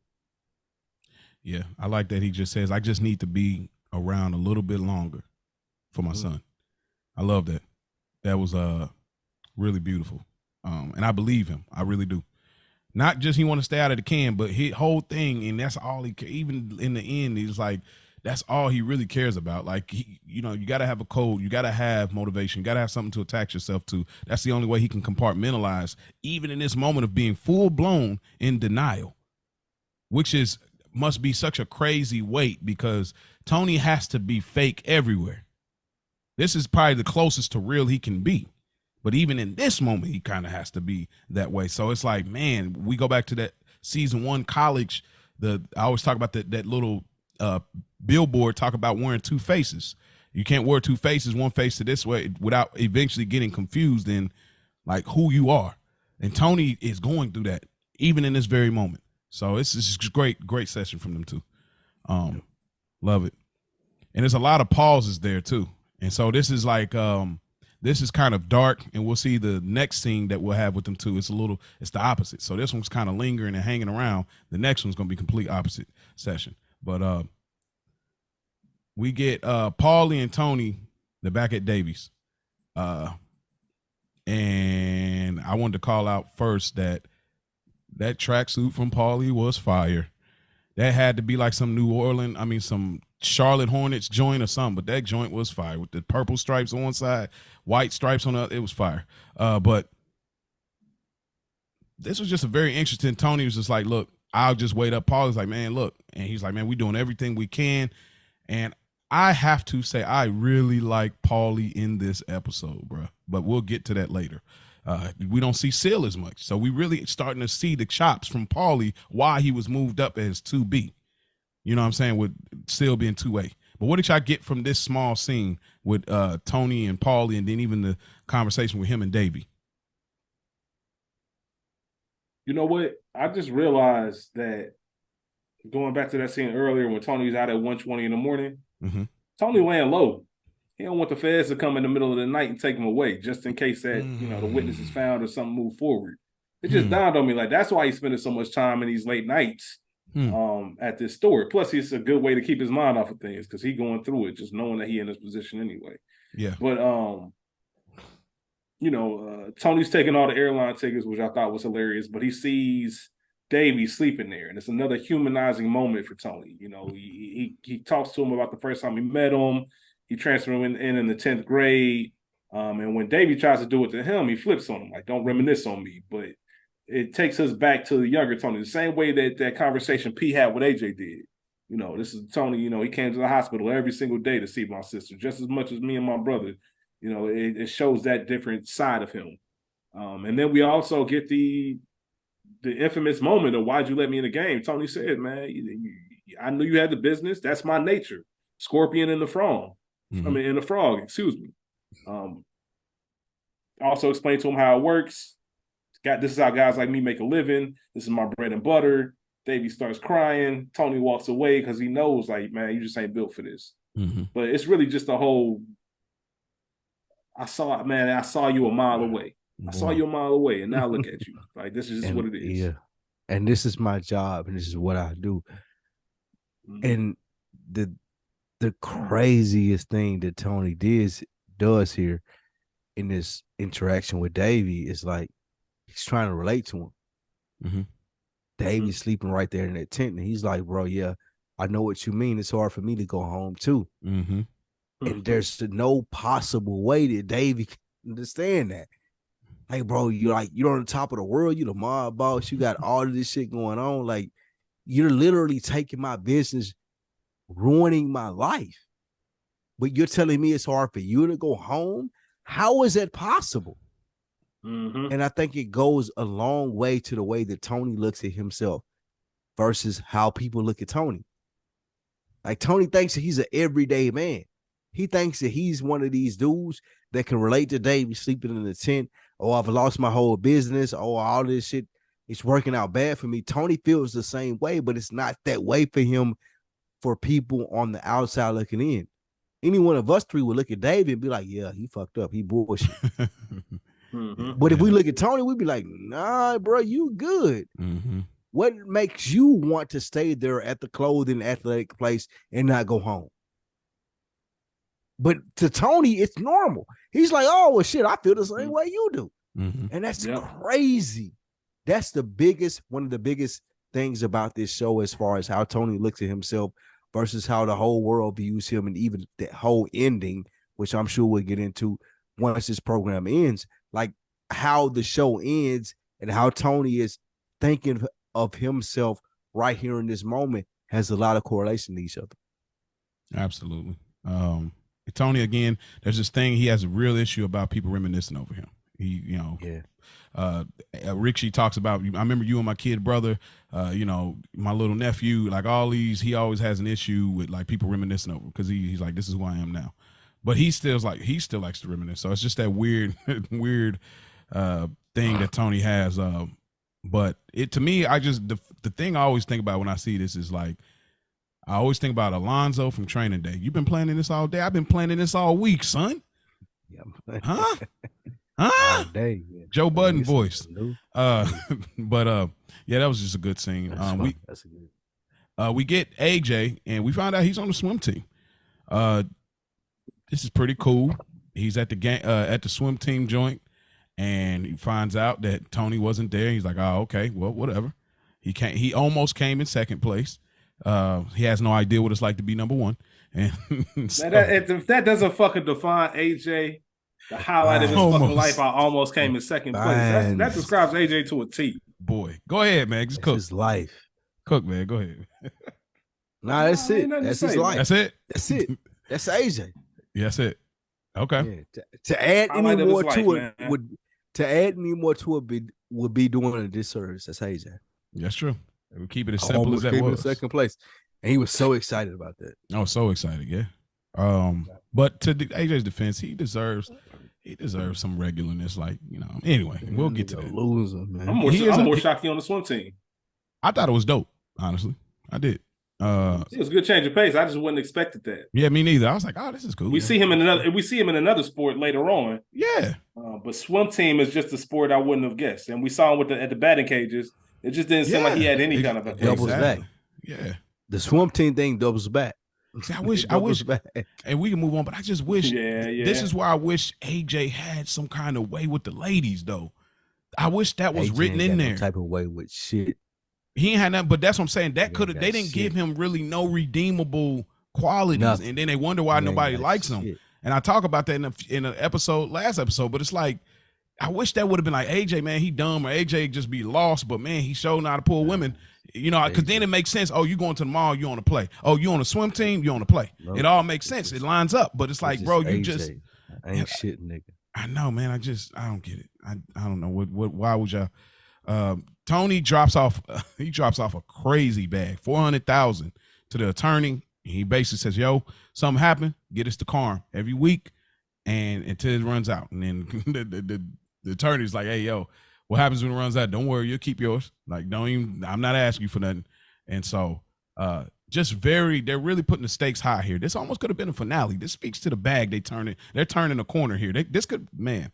But did y'all get anything from this short scene with him and the attorney dropping the bag off just in case it get locked up? Not really, just showing the readiness. At any moment, I need to have this ready.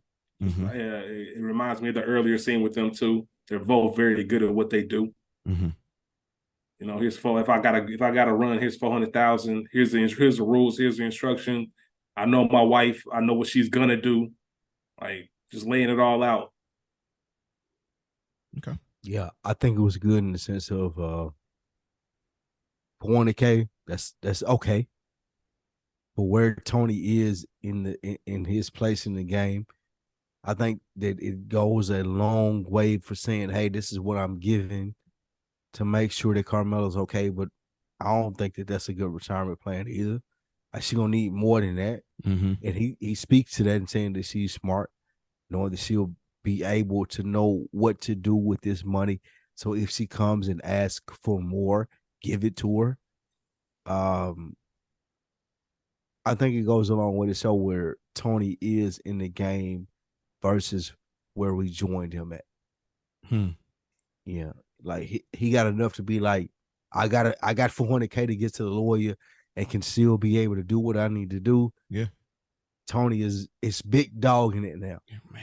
Yeah. He almost had $500,000 right there. That's that's savings. You know what I'm saying? So yeah, you're right. No, that ain't even savings. That's like a portion if of I die. That's worst case scenario. Yeah. So okay. that goes everything. a long way to say, like, yeah, if I've been hustling, grinding, doing a lot to like make sure that I have the right stuff in place before it even gets to this. Mm-hmm. And I think that's what this scene says. This scene goes to speak to how much Tony has bossed up. Mm-hmm. Like this 400K, like that ain't shit when I'm dead. Yeah. That shit can be gone in 3, 4, 5 visits. Mm-hmm. Talking about mortgages and all this other different shit that has to go with. That's so big facts, yeah. it goes to speak to, I've put so much stuff in place that this should hold her for a while. Mm-hmm. And it's Tony has a line earlier in the season, or maybe the one before. Trust me, my family's better with me than without me. It speaks to Carmella. Carmella, like he said, she's smart with money, but we find out she lost money trying to get into stocks. We're gonna find out later down the road she's gonna put money into something else and really don't even make a return, really. So I still think about that line. Even though he's looking out, she's not as smart as he's giving her credit for, but you know, he ain't spending enough time to do the research. I Here. don't know that. Right. Yeah. Right. Tony at home, he's talking to AJ, and he tell him go to bed. AJ give him that look or whatever. He's like, man, you heard me. Like, go to bed, bro. He just leaves his food there, go to bed. This scene, I can't wait to see what you guys think.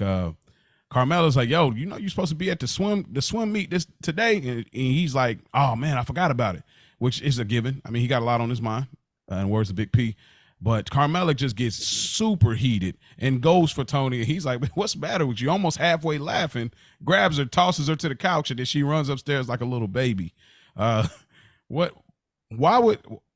guess I shouldn't ask why was she so angry, but like, I guess why was she angry? Like, what was she so angry this time versus anything? Like, why was she just angry in general? Like she was so like we haven't seen her lunge at Tony. This was like full blown angry, and you know, of course, I mean, he didn't want to go hang out with me. What are you, a 6-year-old? Like, so there's a build up towards it, and then she just like, you know, we see later in like Whitecaps, it's a little different, but just like Tony has other things on his mind, so does Carmela. You know, she got Vic on her mind. And you know how it is, man. It's a lot easier to go about doing what you want to do when you're mad at the person you shouldn't be doing it to. Yeah. So she's already got that anger. So, you know, she's just exhorting it in that manner. Secondly, that's a child. You know, there's nothing worse than when somebody, at least for me personally, when somebody tells me they want to get better at something or do something and they announce it themselves and they turn around and don't do that shit or do the opposite. That's a frustrating thing, and I'm sure it would be, especially if that's your child. Like, you were hurting his feelings, and you don't even know. So you're not telling me shit. You're not showing up to the things you're supposed to go through. Like, I'm just tired of this. I really want to lay down with this dude over here, and you really push me in his arms. So I think that's what a lot of it had to do. If there was no Vic, I think it would just been a regular talk and regular little cuss out. Tony, you're going to hell, and go upstairs. But she's got to get all this energy out. Okay, great pool. What say you, Spike?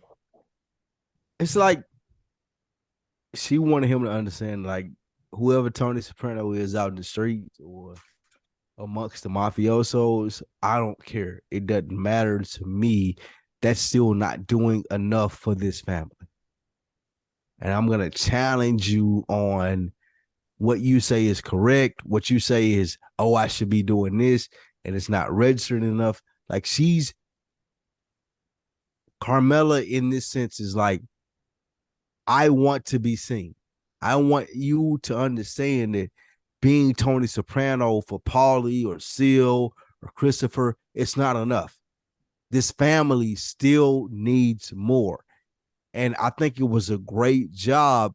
I don't know if it was ad-lib when he laughed, he kind of grabbed her and threw her down. Yeah. Like, I don't know, whatever that was, if it was written, however it played out, it was great because it really sent to the the character of Tony Soprano being like, bro, what are you doing, dude? Like, we live in this big dog ass house.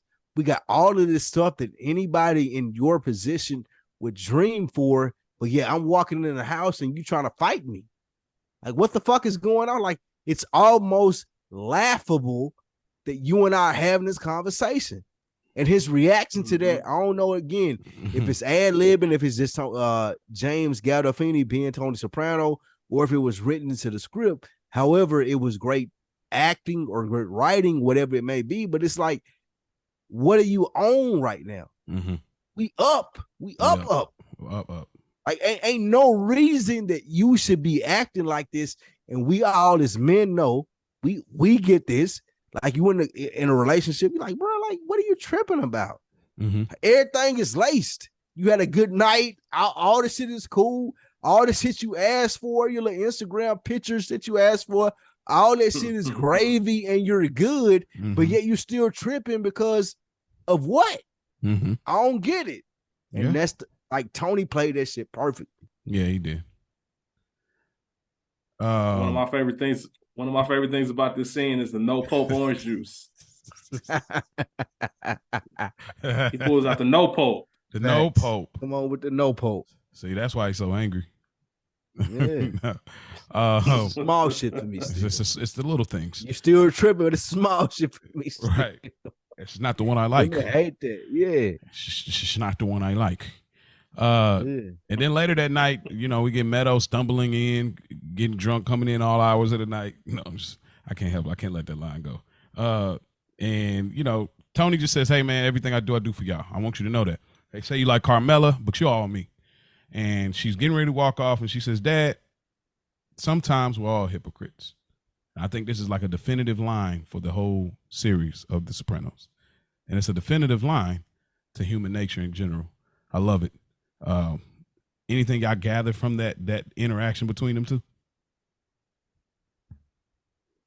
Not really. It's just pretty cut and dry. I do like the fact that it says sometimes we're all hypocrites, and then it goes right into the scene with Carmela. Mm-hmm.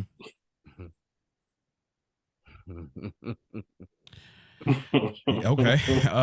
So speaking of Carmela, let's shoot her some bail, Mo. You say you shooting her bail this episode. Yeah, shoot her some bail for this shit. I guess I picked the wrong. So Carmela and the wallpaper boy. Vic. Oh man, you disrespected Vic. Hey man, look. Wallpaper boy. Actually, I got some great things I want to speak about Vic, but I'm gonna wait till the scene presents. But Carmela and Vic, they're having a conversation. They doing a little light flirt action, but they're keeping it professional. We'll see later on. There's another main character that she does this with too, treading the line. This is what she does really well at. But they go into this other little small room. She's talking about the wallpaper, but she was like, "Yeah." And even then, the last person was telling me like I should do something about the door. Excuse me. Goes around them, closes the door, and they get it popping. So we getting all kind of erotic stuff on this episode. This was like crazy. But third item from Davey, we get the red cooler here. So this is another plug from Davies. She said that he looked like he had sadness in his eyes, but the actor really actually looked like he had sadness in his eyes. I thought that was I don't know if it's just the looks he's making or it's just they casted it well for that type of vibe or whatever. But yeah. This room is a significant room we'll see later in the episode. But what did y'all gather from, unfortunately, my home girl over here, Carmela, on some trash? That's your home girl? That's my home girl today. Yeah, man, Carmela just wandering guys, man. Invited them to the powder room. Like just how diabolical she is. That's the one thing. I've said this before. I'm going to say it a million other times. The reason Carmela pisses me off is that she goes about things in such a way that she thinks she's smarter than everyone. Like, I know what you're trying to do. Mm-hmm. Own up to it. Mm-hmm. You own up to some of your shit. Maybe I can at least respect that side of it. That's why we love Tony. We said that earlier. Tony be on his bullshit, but at least he knows it and he can own up to it. It might not change, but there's something to say about a person that acknowledges their own shit. It makes you know that they're aware. You know, they ain't dumb. And Carmela closing the door, everything that she did, man, she just that's probably the reason. I'm not even saying she ain't owed that. Yeah, Tony creeps, whatever. Oh yeah, he definitely. Do your shit. But don't try to act like don't try to act like it's so surprising. Even when it happens to Jesus, Mary and Joseph, I never would like, bitch, shut the fuck up. You set this shit up. You knew this small little room and what you wanted him to look at. You knew that this was a definite possibility, even going back to season 1, Mo, when we're talking about the priest dude. Yeah. You had him over watching this shit because you thought it may even lead into this. Yeah. Even with the shit later on down the line, spoiler alert, with the stuff that we see her get into. Like, bitch, it's your fault all the time. If you want to cheat on Tony, that's cool. I'm cool with you being like, I'm going out and I'm just gonna do the damn thing. But trying to act like, I just stumbled upon these situations, that's what's make this part of her character like just. But you know what? You know what? That's the exact same thing Tony do. Exactly. Nah, it is. Like it's Tony owns up to it though. No, Tony do what he do. We get like, if we had it ain't no stumble upon. Like, bro, I'm Tony Soprano. If it's a random bitch I hear that I want to fuck, I'm gonna fuck her. Okay, but like there's that thing That's where it. Tony, but you know what I'm talking about, where Tony does those things where he literally killed Matthew Drinkwater. And he's like, oh, but that kid, man, if he had somebody talk to him, bro, you just murdered this dude. Like you like acting It's like, oh, if different, he though. had bro. We talking about different stuff. We talking about your wife. Let's somebody let's call random it a versus you spade, killing a spade. somebody. Like it's the same thing. The problem is we don't like how Carmela goes about it. And I'm with y'all. I'm totally with you. We just don't like how she goes about it. But this shows this is how she got Tony. She's that good. Like when it comes to men, there has to been a way she got Tony. And that shows her like how quiet she can hold it down, how she can smoothly navigate it. That's how she latched on to Tony. Because there was this bum dude. She got some tact. She got some tact. Yeah, this is her skill. She works well in that suburban side. She thinks she's smart because she has a smart man. That's all. Like she thinks she's really fooling people, I think, because she's with the boss. So he's my equivalent. Well, he's with me. I have his children. So I'm intelligent. I'm on the same level too. But she's not. You know what I mean? So I get what y'all saying. I don't like her approach either. It's always this, oh, I can't believe I've never done this. Not ever, not once, maybe. Like, stop. But it ain't no different. But that's like go ahead. That's Why the thing, though, man. playing, She's though? not slick like that. It's not No, even she like ain't slick. Janice is slick. Janice could slide some shit on you, and before you know what happened, you're like, oh shit, like I'm caught in the Matrix. Vic knew exactly what time it was, so that's what pisses me off. Like, you know what time it is, you giving all the signals, you leading me all the way, and then when shit go down, you act so surprised that you wouldn't expect it to happen. You knew exactly when you invited him over, when you took his business card, you envisioned this moment. Mm-hmm. You know what I mean? You trying to act like it's so above you that it actually happened. Like, stop it, Carmela. Like, you know what was going on. I would appreciate it more if you closed the door and said, yeah, nigga, you know what time it is. You know why you in this room. Yeah. You feel me? If she told Vic straight up. And went on and got to it. Yeah. Get to it. Don't. We getting started. Now you hit me with the now Vic acting all apologetic. Oh my God, I'm so proud. I know never done this. Not ever. Way. Not. Yeah, it's crazy. I love it though. That bitch named gods I ain't even ever heard from before. Bro, like, she was. Oh wild. God, Jesus, Mary, and Joseph. And then she grabbed like her cross chain and like everything. So it's all in there. And you know, she said, "I'm trying to be a better Catholic." Like it's crazy. And I don't never trust nobody that hit me with the I've never done this before. Oh yeah, you know, she said she's never done it. She said she's never tried. She's sitting there telling them, yeah, man. Shout out to Luda. Lie. Come on, yeah, you know, man, Jamie. Come on, Jamie Foxx is like, I never. You want to make you feel comfortable. We get this scene. Janice and Richie come to visit Uncle Junior. Yeah, Carmela Wild. They visit Uncle Junior. Junior's watching soap operas. He's chilling.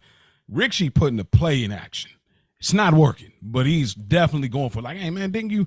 Nah, man, that's my nephew. This is man, didn't he try? But didn't he said, but really, you talking about that he's your nephew, but just a year and a half ago, he almost was laid on the blacktop, which referencing when they hired the black hitter that hit the orange juice instead of Tony. So he's trying to make a play here to try to get him back whacked, it seemed like, so he can move into that position. What did y'all think about this interaction between them two? Goes right to the point I was just finishing saying, man. Junior knows what time it is. Richie, you might not see it, but Janice is the one. Mm-hmm. Watch your back. You know, when she was 10 years old, I left the crib. My wallet was light.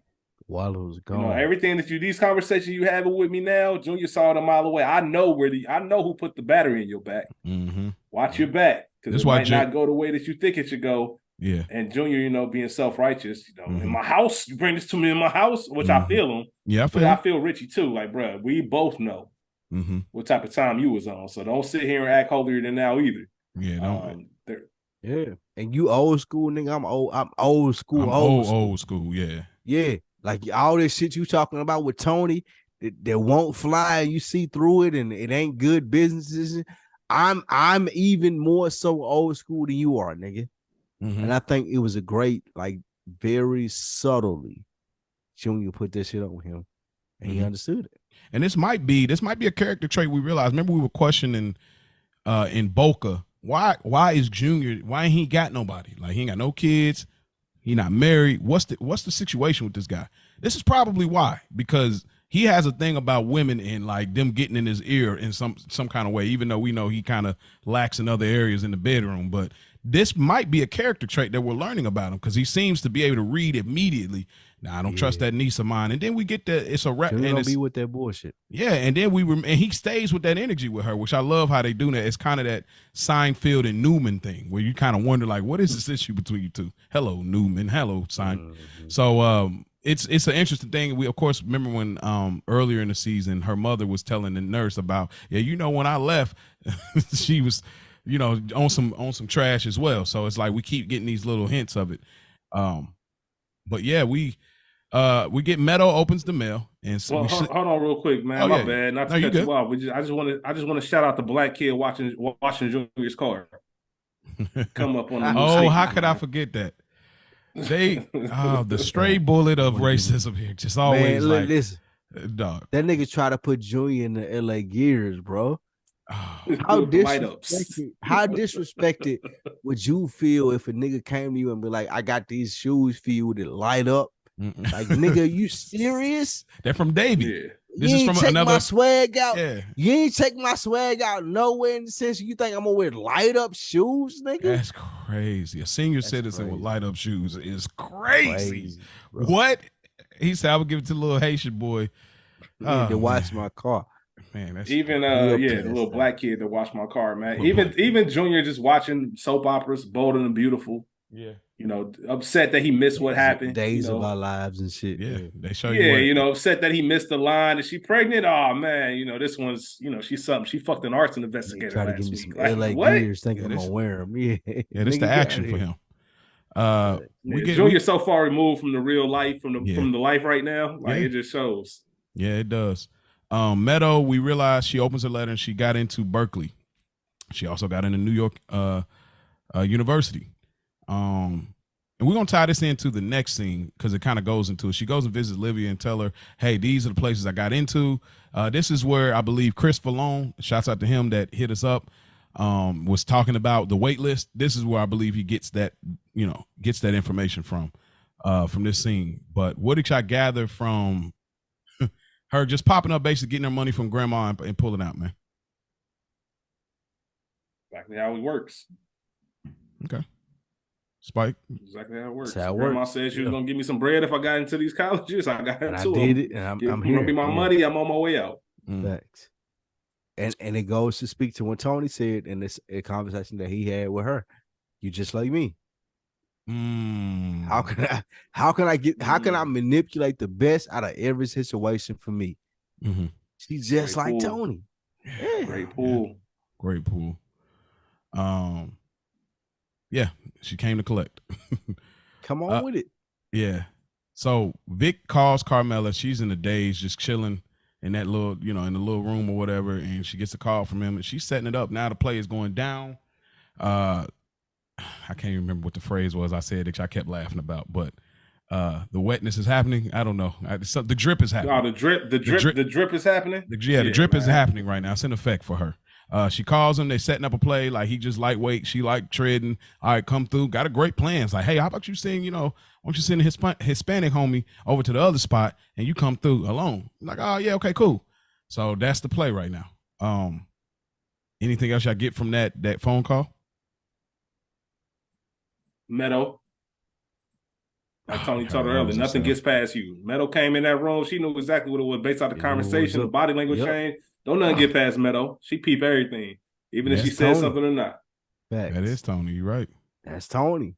And I think the great part of this episode is that like she's picking up on that. And Rich, you saying that. Like, we see that as people who have watched this episode or this show 3, 4, 5 times in a row. Like we see that Meadow is like, that's the Tony vibe that he was speaking to. Like one time watching this, you may not peep that. 2 times watching this, maybe so. But if you're experiencing the Soprano world, you see that. Okay, that's it. That's what Tony was speaking to. Yeah. We get the scene where the witness and his wife, he's reading a book, she's reading the news. She finds out like, you idiot. Do you know who you told on? It's a freaking mob boss. They immediately retract that. And it's funny because this man came into the office early, and we can keep it moving. I know we're running along here. He came into the police station earlier, just talking about how much he hates crime, trying to do his due diligence, and you find out his convictions aren't what he really is saying it is. So he recants that statement. Anything y'all pick up from this scene and even the scenery of their place or whatnot? Yeah, this shit was cool as long as I ain't have to answer for it. Mm. Now I got to answer for it, and this Tony Soprano and I know it's like, nope, I'm good. Ain't that much Captain America shit in the world. Mm-hmm. Yep. And for me, real quick, it just goes to wanting to do the right thing and what that costs. Mm-hmm. You know, a lot of times, you know, I remember reading a story once, I forget where it was, what state it happened, but this guy got shot and killed in the gas station because he tried to interject in a fight going on. It's like a domestic dispute. You know, a woman was getting beat up by her dude, and he tried to, you know, what's the line of doing the right thing, and what is it going to cost you? Mm-hmm. You know, that's a human moment. This show teaches us nothing but human moments. Mm-hmm. Maybe there isn't a right and a wrong, because it really depends on where you stand from. Because yes, the right thing to do that we're taught is, you know, men, and which obviously we all believe, you don't put your hands on no woman. You see that, blah, blah, blah, blah, blah. But if that guy can rewind time and know this is the result of you stepping in, is you going to be dead? Would he have done it? What's those decisions? You know what I mean? And it's a tough thing to answer. There might not be. You might have to, you know, God forbid, do something that's going to be unpopular. But it happens, and that's what he saw. Like, this ain't worth it. Like, I'm cool. It's Tony Sopranos. Fuck all that. Like, it's not worth me. Not worth me doing my patriotic duty and to fight crime when I know on the other side of it I could be got. And it speaks to how they're well-read people. They read like that. So this is supposed to exist in the real time of the mafia, the five families. So they know witnesses and what have happened. So yeah, definitely. Which is even more confusing as to why he can't see Tony Soprano face and be like, oh nah, hell nah. Right. Good. Because I think it speaks to maybe they read the newspaper but don't watch the news. Tony been in the newspaper too. Yeah, I guess she knew who the Soprano family was in the newspaper when I seen it. Yeah. Yeah, you're right. Okay. Vic meets Davey at the bar. We find out that Davey really crapped out fully. Like all of it. He blew his son Eric's money. Things are, you know, everything. And this is where Vic gets the drop that, oh, Tony Soprano. Where have I heard that name from? Oh yeah, my sister told me. Yo, that's his wife. That's the place I've been at. Yo, I gotta bounce. Before I let y'all speak to this scene, I wanted to speak to this actor. I think he really did good. I always say that I don't think nobody could have replaced James Gandolfini. Nobody could. Of course. But I think this actor could have been something really special in this world in a different role as one of the mob guys. I really like him personally. I don't know how y'all feel, but I think he could have played probably some kind of menacing and kind of like dad, like we talked about Spike. I really like this actor. He just came off. He gave me a lot of layering and undertone, but yeah. But what did y'all think about this scene with Davey and his brother-in-law? This nigga give me straight Tony Danza vibes. Tony Danza. Y'all remember what is it? I can't boss. Who's the boss? Or Who's the boss? Yeah, that was the nigga from Who's the Boss. I think that it was a great scene as far as him processing. Like, I'm not even trying to get into this. I'm not only am I done, I'm not even gonna go back to the house no more. Yeah. I'm gonna send my little workers to go back to the house because he recognized how serious this is. And also at the same time, with Davey, you didn't recognize it. You kept going. Yep. You kept asking. You showed up at the game. You wanted to do this, my nigga, so you deserve everything that you get. This nigga right here, the Tony Danza nigga, as soon as he realized, oh, I'm out. I don't want nothing to do with this. I'm good. I don't want nothing coming back from me. I ain't showing up at the job no more. I think that was great. Yeah. Anything else you want to add to that, Rick? Sure. Nah, that was perfect. Okay. Tony gets a call. He's watching some army type of TV show. We talk about soldiers. So that's probably a reference to that. But he gets the call. He finds out, the witness recant. And he goes to have a moment to himself. And where does he go? To the same room that Vic and Carmela kissed in. And he has this moment to himself. Boy, could you imagine that? Boy, you was this close to doing some real life, nigga. Like, and you find out that news over the phone, and he has that moment to himself. Did y'all gather anything from this little dolo moment for Tony? I just thought it was interesting that they both experienced natural joy in that same room for two different reasons. Yeah, that's a good pool. That's a great pool. Yeah, I agree. And then I think it's like this seesaw effect where everything's going downhill for Tony and everything's going uphill for Carmela. And this is where the pendulum swing happens, where things go downhill now immediately for her and things go uphill for him. So it's got that built right in it. Tony and Melfi. We get the last session on this episode of Tony and Melfi. He's feeling good. The session was very lax. I mean, his feet are stretched out. She got more of a chill. Her clothes, everything about her demeanor is just so much more chill versus the other one was a little more uptight with the pantsuit.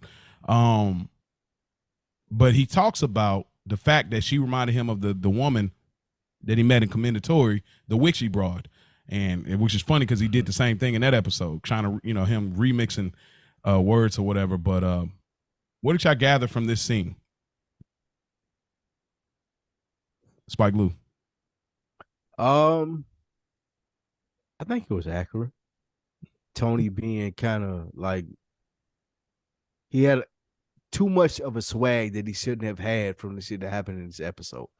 But he was trying to relate to Melfi, like, oh, I'm all good. It's all good. It's like, this is what we do. But he was slick, stressed out. He was scared. And her calling him out on those different things shows to her expertise, and also him as to being a mafia boss, having a psychiatrist, not wanting you all the way understanding how my life works out. He did a good job too, trying to keep her out, but she did a better job as Dr. Melfi trying to nah, you got me fucked up. I'm a professional. What about you, Rich?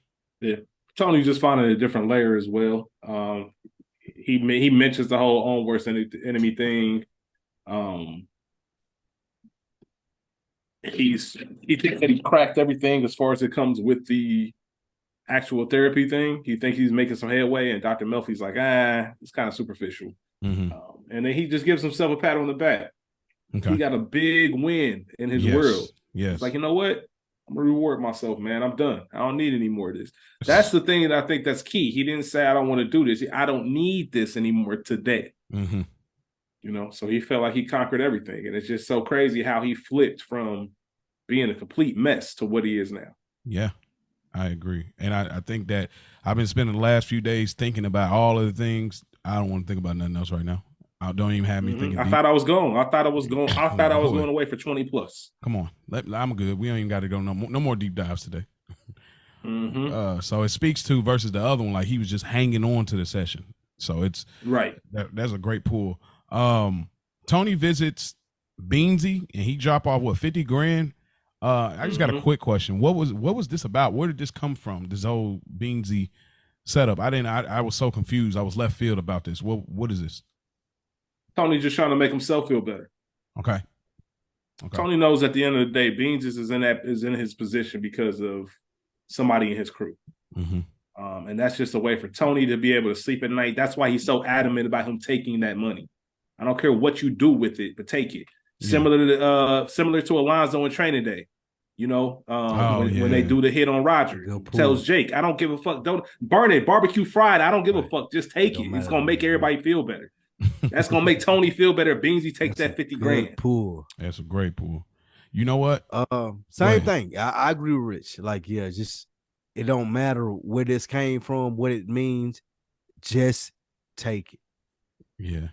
Because that makes me feel like more as a boss. Like, I got this shit done. You got 50,000. Whatever you want to do with it, do with it. I don't give a fuck. But take it. You know what? Lastly, I know we about to wrap here, but I think this came out of Richie's his trash company. This is where the cut was. I think this is where the cut was. Because remember, he flipped and said, I got to take care of this for your mother. I think this is what it is. Because Tony's in on it. Wouldn't shock me. He's in waste management. Like, come on. Like, it's all right there. So Yeah, that was a great play by Tony, secretly taking Richie's money. Carmela's prepping food, and Carmela gets a surprise that Vic decided not to come. I'm just gonna run down these last few if y'all don't mind. Unless y'all can reply wherever you think is needed. Davy's sports shop is officially closed, and we see the sign. Then Tony takes AJ for a boat ride in Stugatz, and Tony accidentally knocks over a little boat, like he knocked off little Matthew Bevilacqua. Anything I gather from them last three scenes? Or little Davy sports, whatever maybe. Same thing. Same thing. I was just about to say this shit just caught up in a wave of what I do. Wow.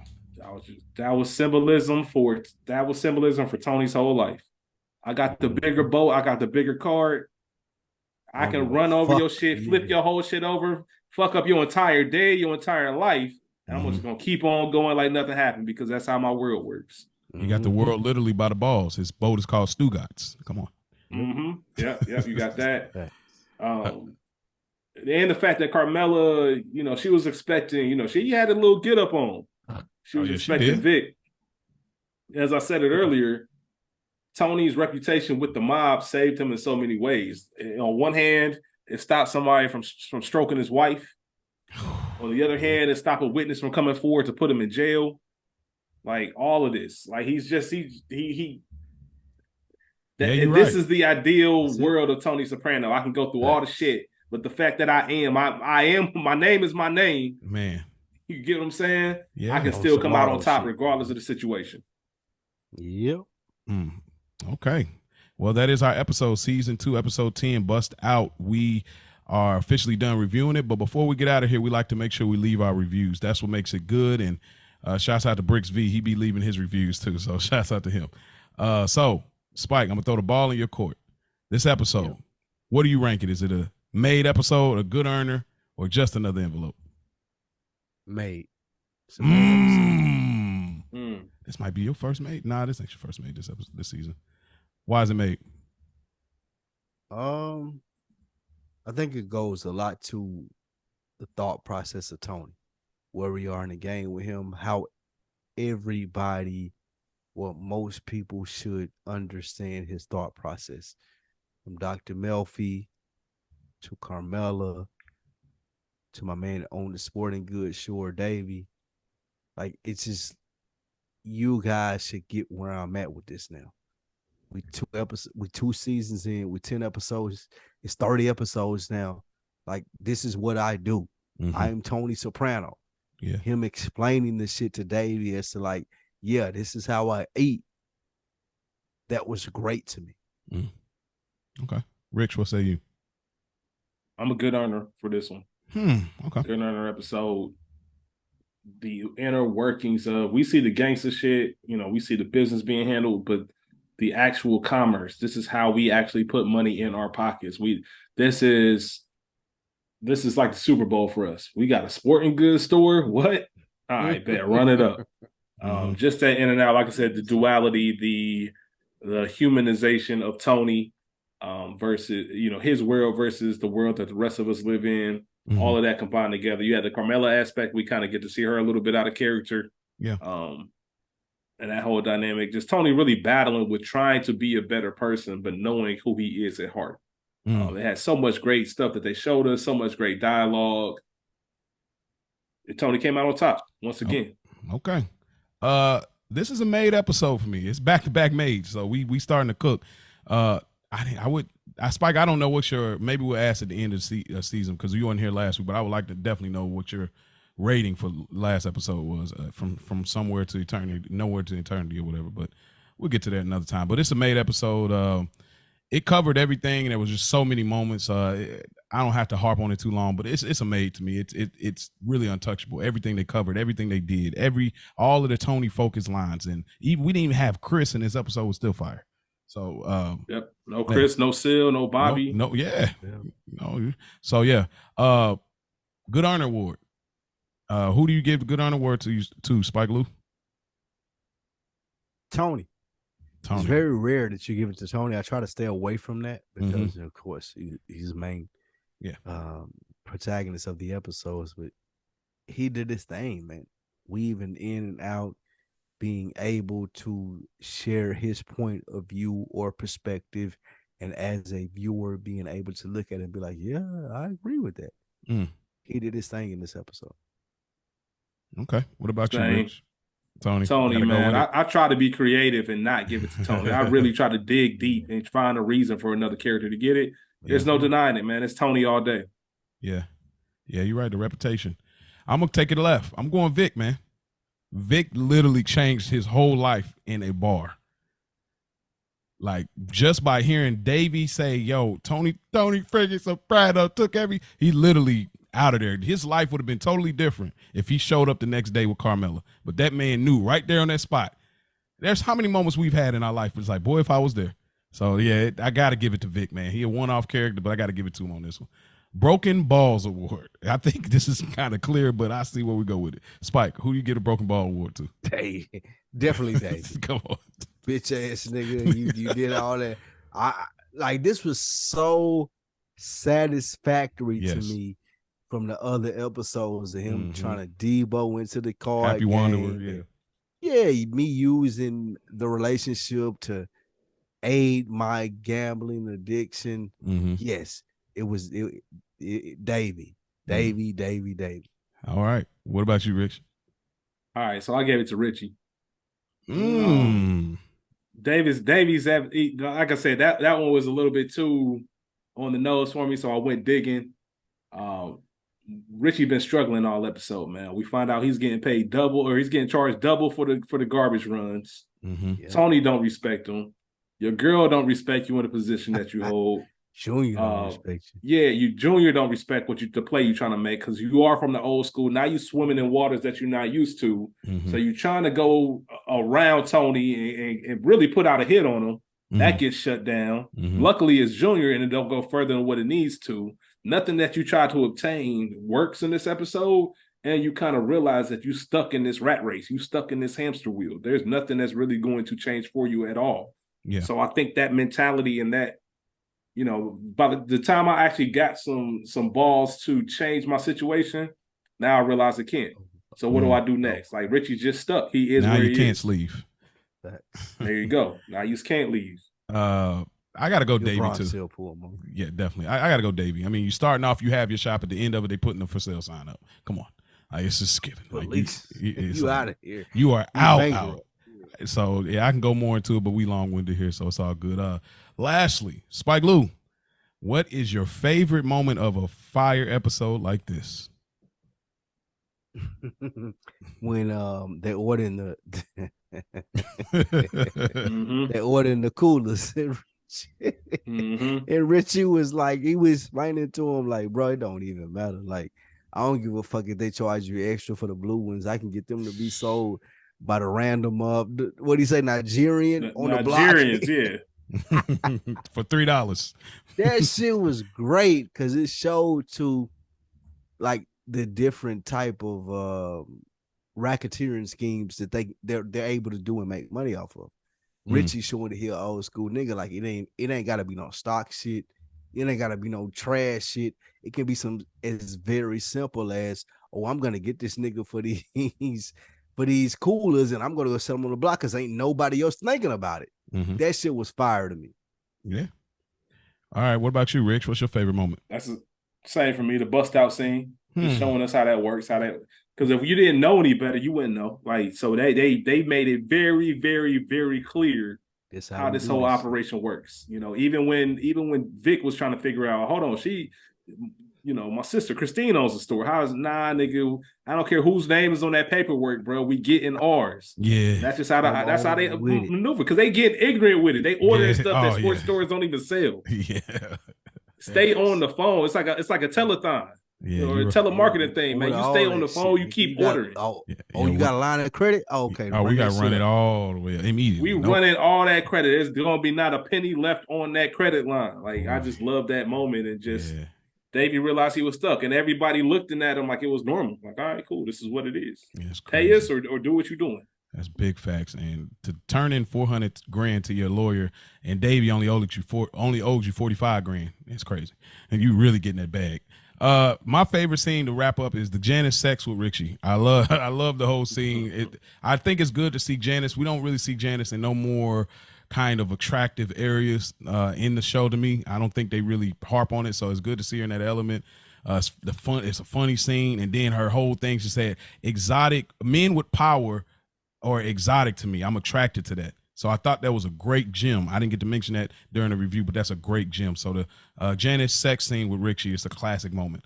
And that is our episode of Good Earners reviewing The Sopranos right now. Y'all can follow us on IG, GoodEarnerPod_Sopranos. Y'all can also email us, goodearnerpod@gmail.com. Y'all can reach out. People reach out all the time. You know, maybe you could be a possible guest. We'll see what your knowledge and info is. But nonetheless, man, keep tuning in. And remember, don't forget about it.